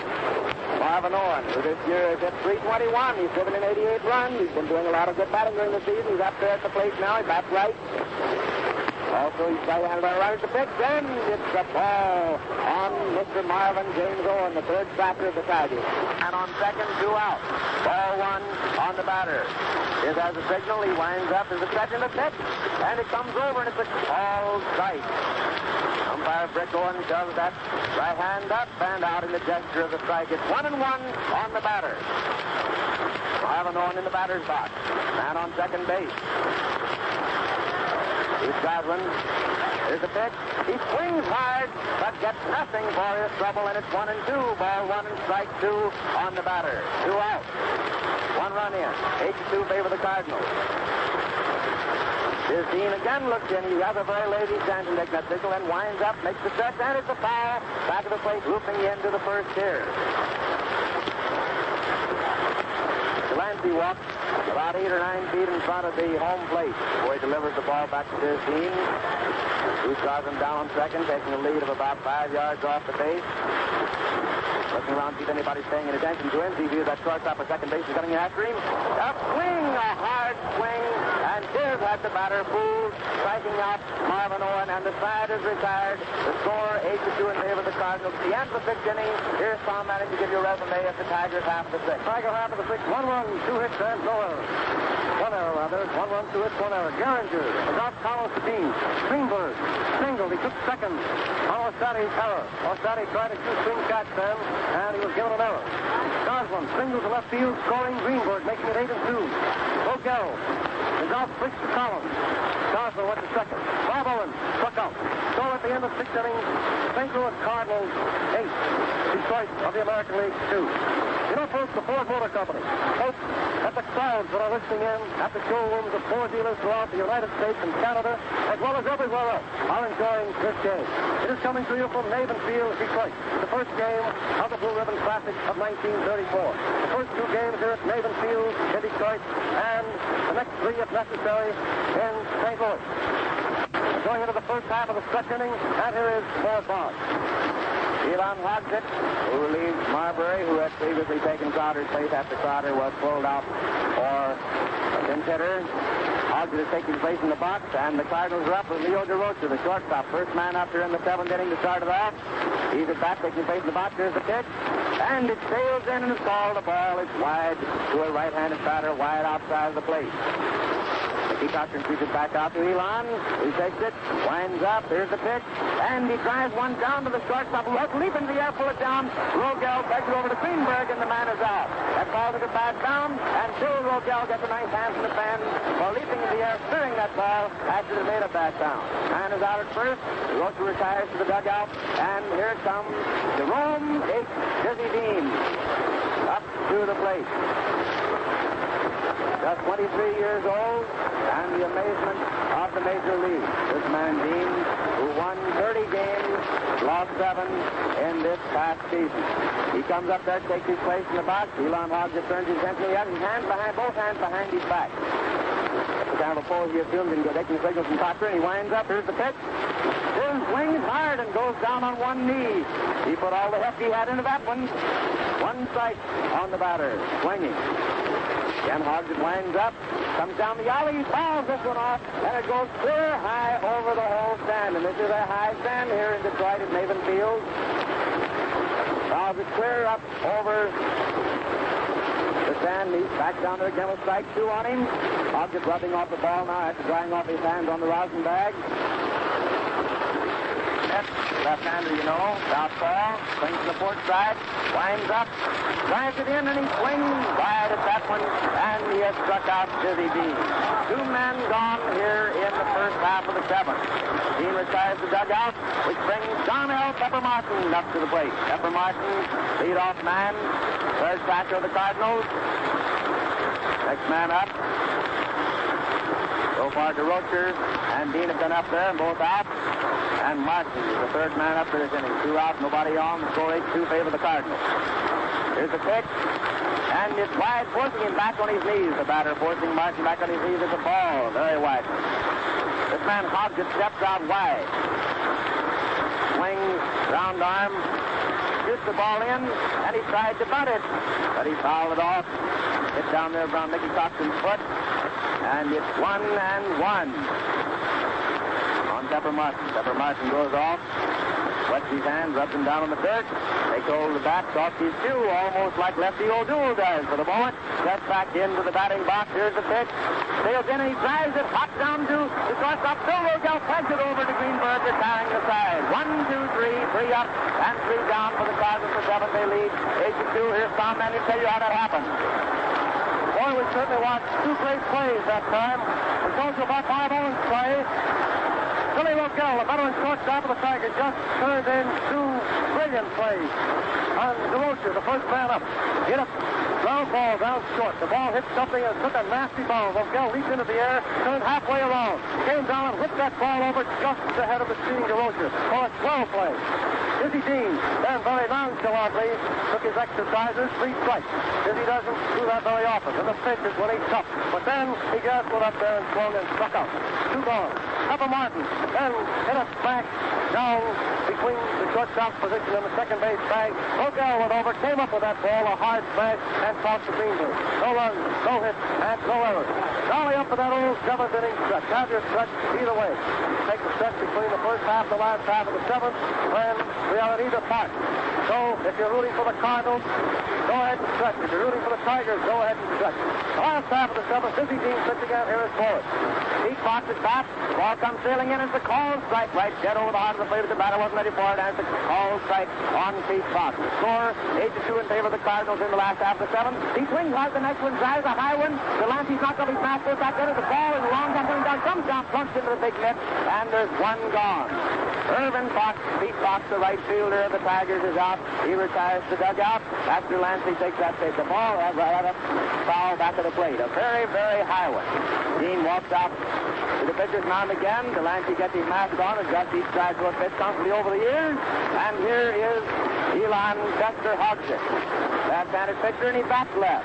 He's up there to take his place in the batting order. Dean winds up. Here's the pitch. He tried to bunt, and he missed the ball, and it's strike 1. The bat got away from him, rolled halfway up to the pitcher's mound. He tried to bunt that one, lost his hold of the grip on the bat, and it's strike 1. Strike 1 on the batter. Hogs it. 1 out. Nobody on. Last half of the 7th. Score 8-2 favor the Cards. Ball floats over, and it's called ball 1. He was outside, way wide. Tried to change the pace, but couldn't get it over the plate. 1-1 on the batter. Nobody on. He swings the next one, drives it down to the shortstop, 2-2, pegs it over to first, a nice fast play. The ball got there just ahead of Hodgett, and 2 men are out. 2 men are out, and Joyner White ahead of the batting order for the Detroit Tigers, the American League champions of 1934. The first game of this 1934 World Series with the St. Louis Cardinals. Joyner White is back, score 8-2 in favor of St. Louis. 2 men out. Winds up, here's the pitch, and it's ball very low over the plate. It's ball 1. He taps the plate, got that big black bat of his again. He looks over the pitch, it comes sailing down, and it's a called strike. 1-1. Rick Owens calls it. Down there at home plate, umpiring at home today. Bill Clem's down on first. Geisel on second. Reardon at third. Here's the pitch. He winds up, shoots it in, and it's ball 2. 2-1 on the batter. Dean hitches up his trousers on the right side. Then takes that lazy stance with his foot on the rubber. Looks into the Lancey for the signal. Nods his head in the demon. Starts that wind up. The half wind up. Shoots it in, and the batter swings hard. It bounds away from the catcher. It's strike 2. 2-2. Lancey keeps the ball hard back to Dean there. Trunks into the net. And again he assumes that stance on the mound. Right foot forward. Both arms hanging lazily. White steps out of the box for the moment. Steps back to the plate. Count 2-2 on him. 2 out. Steps back up there now to face the pitcher. The wind up. And the pitch. And he fouls it high up over the stand. Back of home plate. Ball sailing high over there. Lancey gets a new ball from umpire Brick Owens. Shoots it back in to Dean. Trace is out here calling encouragement to his men. Putting a lot of pepper into this infield. The outfielders move a little impatiently. Here's the pitch. It comes in and the call strike. He floated one over there, fooling Joyner White. And it's strike out. A call strike on Mr. White. And the side is retired. The score is 8-2. In favor of the Cardinals. All right, Tom Manning, come in. The Tiger half of that 7th inning. Pete Fox was first up, and he fouled out Delancey. That was a very high foul. Delancey went back, waited for it, and took it for the first out. Pitcher Halstead. Then out DeRocher to Collins. This was a fast play by Leo DeRocher, the Cardinals shortstop. And Jojo White up there with 2 strikes. And Dizzy Dean very nonchalantly tossed in a change of pace, offering as big as a pineapple. And White let it go by for a called strike and the 3rd out. At the end of 7 innings, we find the National Leaguers, the St. Louis Cardinals, 8, and the American Leaguers, Detroit Tigers, 2. Now, as we start the 8th inning again, the Tigers have that old black ball out, tossing it around. Looks like a piece of coal. They tell me they use that ball warming up before each inning, practically all season. Hoffstedt, the southpaw pitcher, is in there for the Tigers, and manager Mike Cochran. In spite of the fact that the score is 8-2, Cochran is still in there, encouraging his men, and still fighting for this first World Series ball game. First half of the 8th inning. Come in for it. Here's Jack Rothrock taking his place in the batter's box. He winds up. Here's the pitch. He comes over and it's a call strike. Strike one on Jack Rothrock, the right fielder of the St. Louis Cardinals here, right starting off the 8th inning, leading 8-2. Here's the pitch. Comes in, and he half swing. It tips off the bat, and it's strike 2. A foul tip going high over the back into the stand. He just half swung at that one and crossed the tip of his bat. New ball goes back to the pitcher. Elon hogs it. Big Indian boy, left-hander, shoots over the plate, and it's a ball. He calls it. It was high. 1-2. Ball 1 and strike 2.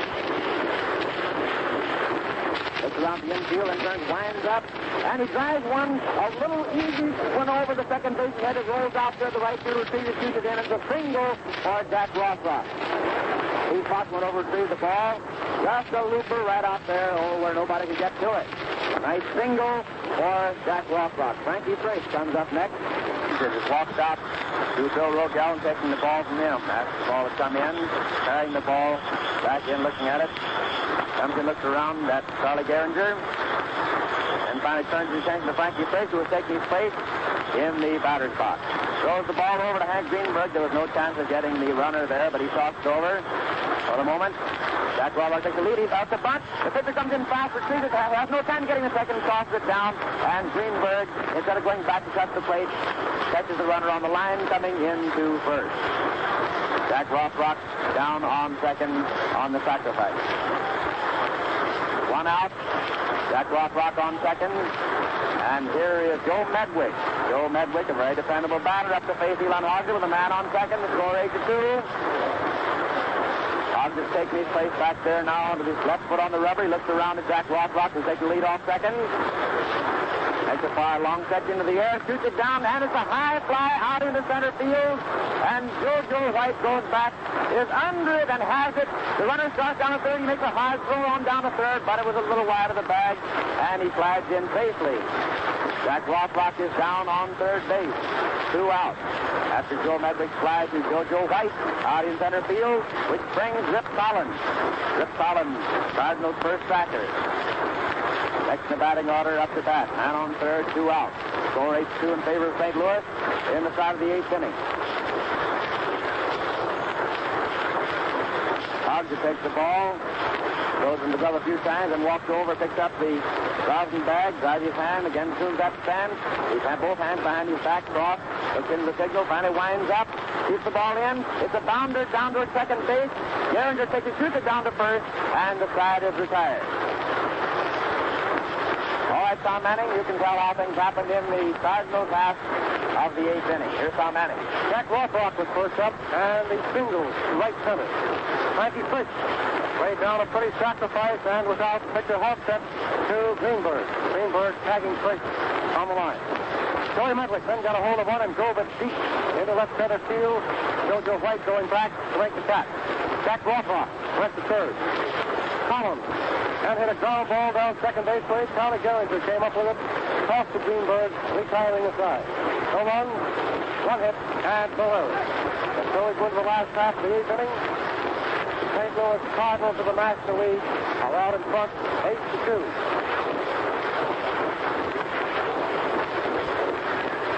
Fuller goes to center field for the St. Louis Cardinals, replacing Ernie Morsatic. Fuller in center field for the Cardinals. Last half of the 8th inning, and manager Mickey Cochran, who's back from left-handed, will lead off for the Tigers. Come in for it. Here's Mickey Cochran up there. Take his place. Here in the 8th inning, his team feeling 8-2. This team takes a signal, winds up, comes in, and it's a called strike. Mickey didn't offer at it. Called strike on him here in the 8th inning. But he's back there, and he takes a couple of side swings with the pitch. It comes in, and it's a ball right of the plate outside to a left-handed batter. Throws his back throw around his head once. Puts it back on his shoulder. He winds up, shoots it in. He doesn't offer at it, and it's a ball. 2 balls. Again, it was wide to a left-handed batter. It's about waist high. He's seen adjust his shot. That wasn't quite to his liking. Takes that lazy stand. Delancey signaling to him. As he's standing there swinging his bat, here's the pitch. He drives it down to the shortstop, and DeRocher shoots it over to Collins, and he's out. Easy ball put across up the handle, and locked up in the infield. They shoot the ball around. 1 gone. Here in the 8th inning, the Cardinals leading 8-2. Next man up is Charlie Gehringer, the sparkling second baseman of the Tigers. Takes a couple of raps at the plate. Got a big white bat. Places on his shoulder. He bats left. Here's the pitch. It's a called strike again. The first ball that comes over. Just about waist high and dead over the pan. A called strike on Charlie Gehringer, who did not offer at all. Kept his bat on his shoulder. He looks good. Dean winds up, shoots in, tries again that change of pace. The floater coming in, and it's wide of the plate by quite a bit. 1 ball and 1 strike. 1 out, nobody on. Gehringer at bat, count 1-1 on him. Here's the pitch. He drives the ball far, wide, and high, way out into left center field, and Ducky Medwick came over and got it. Incidentally, we've got a change in outfield at the start of this inning. Dick Bullis replaced Arcati in the Cardinal center field. 2 men are gone, bringing Hank Greenberg up to bat again. Hank Greenberg wipes his hands in the dirt, takes hold of his bat, swinging it down towards the plate. Takes a couple of toss swings with it now over the plate, and Dean is looking for that signal. He winds up with that half swing of his, shoots the ball in, and again the first ball into the batter of the called strike. Rick Owens indicating it. 2 out, nobody on. 1 strike on the batter. Here's the pitch. A called strike. He's got a one in there. He just turned it over. A fast one and a hot one right dead over the plate, and it's a called strike. Strike 2 on Hank Greenberg. 2 men out, nobody on. Last half of the 8th, the score 8-2 in favor of the St. Louis Cardinals. Hank Greenberg at bat for the Tigers. Here's Dean gets the signal, winds up. It's a fast wind up. He shoots in. It's a hard-driven ball. We're out. It's over into the stands for a home run for Big Hank. Another one of his specialties, and the Tiger rooters over in there getting their chance to let go of the things. A big cloud of paper, little bits of it have been let go. They're floating down outward as Hank Greenberg spots around the bases, comes in and crosses home plate, steps on it. A home run for Hank Greenberg, makes the score 8-3. He drove it high into those left field bleachers, where those 17,000 bleacher right got up and whoop over their hero Hank Greenberg, drives into their midst. Your team looking like batter over, which is Goose Goslin. Always a dangerous man at the plate. Shoots the ball in, and the Goose fouls it high. Delancey knocks his back off, goes back after it. It comes down and hits the screen just too far in for him to get it. It looked like it was coming down into his hands, but Delancey didn't have a chance to get to that ball, and it's strike 1 on the Goose. Nobody on, 1 run in. Score 8-3 in favor of the St. Louis Cardinals. 2 men out. Goose Goslin at bat. That's left, you know. Throws right, however. Taking his face back in there, taking a couple of style swings. Here gets the signal. That short wind-up is he's taking it longer this time. 2 swings, and shoots it over, and it's a strike. He swung hard, and very viciously at that ball, but got nothing to recover but the amount of air which is in front of his back. It's strike 2 on the Goose. Taking his face back down there now. Look at the determination on that stretch chin of Goose Goslin. Wind up. Stretch and the pitch, and he drives it down to the shortstop. The Rocher has it, takes it over to Rip Collins, and the side is retired. 8-3 in favor of St. Louis. As we come into the last half of the 8th, here's Tom Mann to tell you about the Cardinals half of the 8th inning. Here, come in, Tom. Tiger half of the 8th inning, we saw Phillips going into center field for the Cardinals. Mickey Cochran was first up, and he was out. The Rocher to Collins. Charlie Gehringer then tried to Joey Medwick. Medwick going into deep left center to make the catch. Hank Greenberg then got a hold of one and parked it high into the left field bleachers for a home run, making it 8-3. Goose Goslin then balled it out shortstop to Rocher to first baseman Collins. Tiger half of the 8th inning, 1 run, 1 hit, and no errors. So at the end of 8 innings, St. Louis Cardinals of the National League 8 and the Detroit Tigers 3. We go to the 9th inning of this first game of the World Series at Maven Field, Detroit. Steve Hofstetter, the southpaw pitcher, is presently in the box for the Tigers, and Cochran is behind the back. First half of the ninth, and Delancey of the Cardinals is first up. Bill Delancey, the Cardinals catcher, is first up there. He's got a big bat. Got his paraphernalia off. Comes up. Here's the pitch. And it's a ball. Wide of the plate. Back left. Ball was wide and outside. The left-handed batter. Hogg just got the ball again, and the signal. Here's the pitch. Shoots it in. He fouls it up clear into the press box. And the pressman has the ball. Is he going to return it? Well, that's the question here at the moment. Usually balls go back into the playing field, but somebody wants a souvenir of the 1934 World Series, and it stays up in the press box. The ball goes into the game. It's Bill Delancey down there in the batter's box. He winds up. Here's the pitch. Shoots in, and it's strike two. He swung hard at that one, but connected with nothing at all. Goes off and wipes his hands. He's in dirt. Takes his place back at the box. Taps the plate. Here's the pitch. It's a ball. 3-2 on the batter. 3-2 on Bill Delancey. What'll the next one be? Always the question in the batter's mind when it's 3-2. He comes looping down. He drives it hard. It looks like it's going in the pitch, but not quite. Goes out and goes back up against the fence and takes it on the run. That ball looks like another one of those homers into those left field bleachers. So Delancey retires the dugout. There's one gone here in the Cardinals half of the ninth inning. Dick Bullitt, who has just replaced Orsatti in the eighth inning in center field for the Cardinals, is next up. Dick bats and throws right. He's taking his place down there in the batter's box now. Ball comes shooting over, and it's wide of the plate. It's a ball. Wide to and outside to a right-handed batter. One ball. Archer has it again. Looks over the signal, winds up, shoots it in. He drives it hot over second base, way out into center field. It's good for a single. Jojo White throws it back in. A single for Dick Bullitt. He just come into the ball game. That was his first time at bat. Leo DeRocher, shortstop. St. Louis Cardinals next up. Score 8-3. Favor of the Cardinals here in the ninth inning. First half of the ninth. DeRocher's at bat. A man on. One out. Hogg is looking now. First turn, shoots it in, fast, and it's a foul into the Tigers' dugout. Taking two policemen and a player at guard. The policeman was standing down at the end of the dugout. Roger's up there, strike one on him. Man on base, one gone. Score 8-3. He has a reputation for being able to hit, and it means something when there's a man on. His batting average, .258 for the season, but he got most of those when it meant something, when there's a man on base.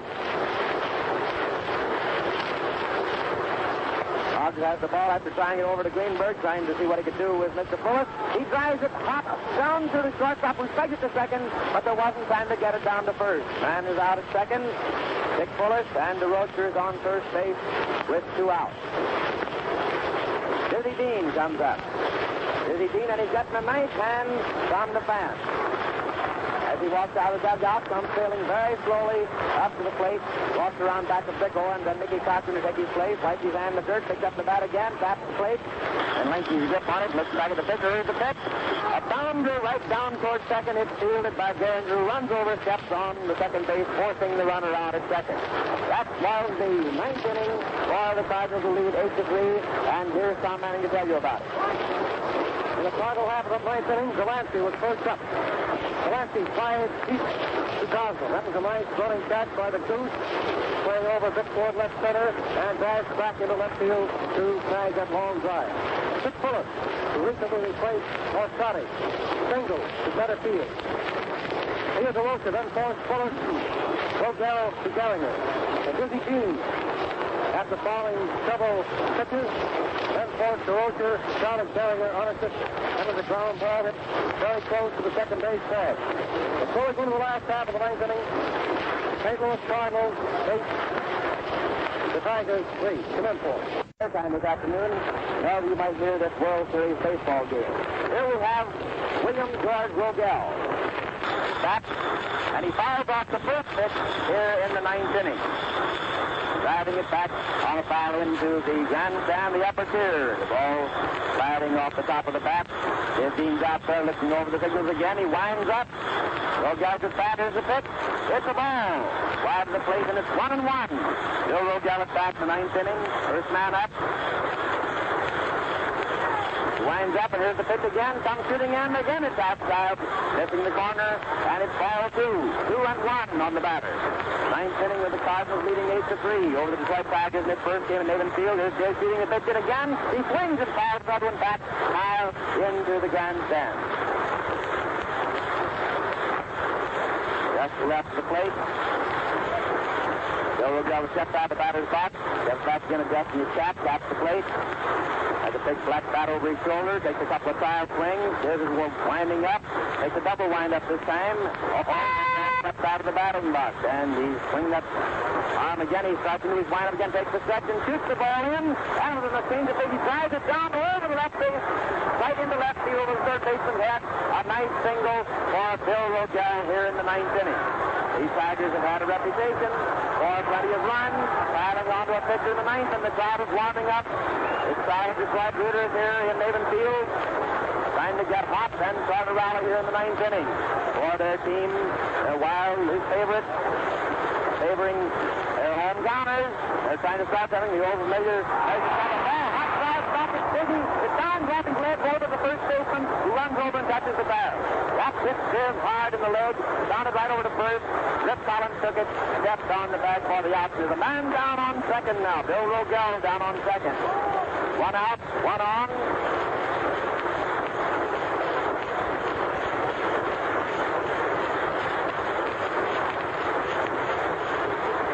Pete Fox coming to bat.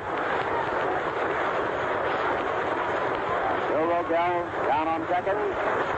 Pete Fox, the right fielder. Well, the Tigers up there. He bats right. He's kept in there with a determined look on his chin here in the ninth inning with his team trailing 8-3. He looks around second base and shoots one in. He swings hard, missing the ball, and it's strike 1 on Pete Fox. Ball goes back to Diz. Diz will watch that man on second. Either to Roach or Fraser Binghamton. There's the pitch. Comes in. It's a ball, a low one. Clancy picking it out of the dirt back of the plate. And he's taking it right down on the ground to get it out of there. 1-1. Ball 1 and strike 1. And on, 1 out in the ninth inning, 4-3. Tigers trailing. He swings hard, drives one hard down to the third base and catches it. Catches the man coming in the third, throws it over. A very low throw to Rip Collins. We don't know whether he's scored. Which one the air will be on the man who made the throw. It was low. He tagged Rogel. I got the man over there. They was over to first, but he couldn't get the man at first. But he stopped that ball. Rip Collins stopped it. We have Hawker coming in to bat for Hodgett here in the ninth. Hawker coming in to bat for Hodgett. Man on first. 2 out. Martin did a great job stopping that ball and getting the man coming in there and then trying to wing it over to first. Here's the pitch, and it's a ball. A ball on Hawker, who has replaced Hodgson here in the ninth inning. 2 out, man on. He's pitching good. He shoots at him, and he swings hard, getting nothing for his trouble. It's 1-1. Ball 1 and strike 1 on Hawker. Hawker at the plate. We misunderstood the name from down there at the loudspeaker. Walker rather than Hawker. He drives one down, but it goes foul before it gets to first. Walker batting for Hodgson.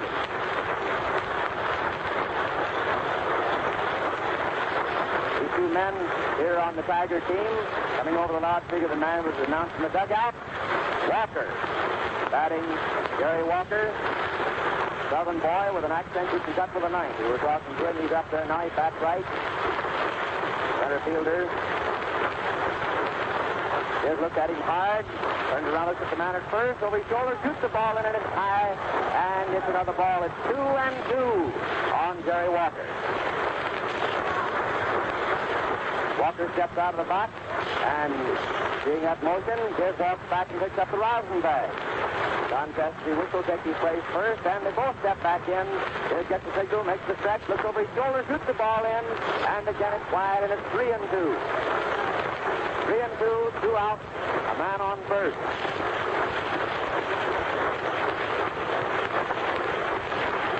Shots on first. Here's the pitch. He swings hard for the third strike, and the end of the ball game. Jerry Walker missing the offering of Diz team. The broadcast of this game has been sent to you by the Ford Motor Company. builders of Ford, and Lincoln Tires and Ford Trucks. You're cordially invited to be their guest again tomorrow when the World Series battle is resumed at Navin Field. And in the meantime, watch the Fords go by. Now we'll turn the microphone over to Tom Manning, who'll give you a summary of the game and his highlights. All right, Tom Manning, come in. For the benefit of our many friends who have just tuned in, the final score of today's first game of the World Series, the Cardinals 8, the Tigers 3. The Cardinals 8 runs on 13 hits. The Cards made 2 errors. The Tigers 3 runs, 8 hits, and 5 errors. Things went along rather smoothly in the first inning with no score. In the Cardinal half of the second inning, Delancey was out on a fly ball to Gosling. Orzani then singled to left field. DeRosa was up. He was out on a fly to White. Dean then drove to O'Gell, and Orzani was safe at second base on Geringer's error. Pepper Martin then with 2 on and 2 out, hit a ball to third. He was safe at first on a wide throw. Rothrock singled to center, scoring Orzani and Dean. Martin went to third. Rothrock stopped at first. Frankie Fish was then out. Geringer to Greenberg. In Cardinal half of the second, 2 runs on 2 hits. The Tigers made 2 errors. Then we hop over to the first half of the third inning. Joey Medwick led off with a single past third base. Collins rounded out. Medwick went to second. O'Gell threw badly and took another error. DeRosa was then safe at first on Greenberg's error, and Collins scored all the way from second, making a beautiful stride just ahead of the throw at home plate. Orzani then tried to right field. DeRosa tried to top. The Cardinal half of the third, which put them 3 runs ahead of the Tigers. 1 run on 1 hit, and 2 more errors for the Tigers. The Tigers scored their first run in the last half of the third. Sauter was first up. He was out. Dean to Collins. White left. Ricky Cochran singled. After the count was down to 3 and 2, he singled to left field. White went to second. Geringer singled, scoring White. And they would score 3-1 at the end of 3 innings. No more scoring then until the Cards came to bat in the first half of the 5th inning. Medwick then got a hold of one and drove it high into the left field bleachers for a home run. Collins, after getting a count of 3 and 2, he whacked. DeRosa then flies to White. Orzani singled to left field. Collins went to second. DeRosa ended the inning flying out to White, making the score 4-1 in favor of the Tigers. In the 6th inning, the Cardinals really broke out, led by the great Dizzy Dean, who, after being razzed by the crowd for missing a strike by several yards, he then parked a 2-base hit against the barrier in left field. Pepper Martin singled to center field, and Dean crossed the plate, 5-1 the Cardinals. Jack Rothrock laid down a sacrifice Marbury to Greenberg. Quick, fouled out to Owen. This was a great catch by Marv Owen, who ran some 40 to 50 yards away from the third base cushion down the left field to make the catch. Joey Medwick, with a count 2 and 2, his 4th hit of the afternoon, with a single to right field, scoring Martin, making it the Cards 6, the Tigers 1. Collins then gave perfect execution of a hit-and-run play with a ringing single to right field, sending Joey Medwick to third. At this point, Halstead replaced Marbury. Halstead is a southpaw. Delancey doubled against the barrier, sending Medwick and Collins across the plate, making it 8-1, the Cardinals. Orzani then rounded out Geringer to Greenberg. In the 6th inning, the Cards scored 4 runs on 5 hits and no errors. The Tigers came back in the last half of the 6th inning with Geringer throwing out Collins to Dean. Greenberg singled to center field when Orzani tried a shoestring catch. He was given an error because Greenberg went to second. Bruce Gosling singled to left field, and Greenberg scored 8-2 the Cards. O'Gell is out pitch to Collins. Gosling went to second. Owen then struck out. No more scoring then until the Tiger half of the 8th inning. At that time, Ricky Cochran was first up. He was out DeRosa to Collins. Geringer tried to Medwick. Hank Greenberg came up and smacked a long drive into the newly erected stand in deep left field at Navin Field for a home run, making it 8-3, which was the final score. The Tiger half of the 8th inning, 1 run, 1 hit, and no errors. For the final score and summary again, the St. Louis Cardinals, representatives of the National League, 8 runs, 13 hits, and 2 errors. The Detroit Tigers, representing the American League, 3 runs, 8 hits, and 5 errors. The starting pitchers this afternoon, Jerome Dizzy Dean, who turned in 30 great victories in the regular campaign for the National League Senate. He was opposed by General Crowder. General Crowder, you know, was one of the outstanding right-hand pitchers of the American League for several years, particularly during the playing season of 1933, when he turned in a great number of victories to assist the Washington Senators in winning the American League pennant. However, he appeared to be plenty tired in the series last year and failed. When he came back again this afternoon, inspired by new surroundings, the crowd out here at Detroit. He went in the box this afternoon, but was treated rather roughly by the representatives of the National League, the St. Louis Cardinals. The outstanding plays this afternoon has been quite agreed by Fort Barnes and Graham McNamee and yours truly. Of course, the two long matches for home runs, both in the left field bleachers. One by Joey Medwick of the Cardinals, the other by the first baseman Hank Greenberg of the Tigers. Bob Owens started that long foul. It was a pippin. Anytime a third tracker goes 40 or 50 yards down the left field with his back to the plate, that is easily the outstanding play of the day. Billy Rockwell turned in two great plays in the seventh inning. He leaped into the air for a bad boundary, got his man at first. Then a fly ball was sandwiched in between. But for the third out of that seventh inning, Billy Rockwell dashed over close to second base cushion, went down on one knee, and came up with a skipper that was a swell play and got it over to first base for another out. And now, don't forget, weather permitting, the Ford Motor Company brings you another World Series game tomorrow at 1:15 Eastern Standard Time. The report of this first of the 1934 World Series between the St. Louis Cardinals and the Tigers of Detroit was sent to you through the facilities of the National Broadcasting Company. Goodbye.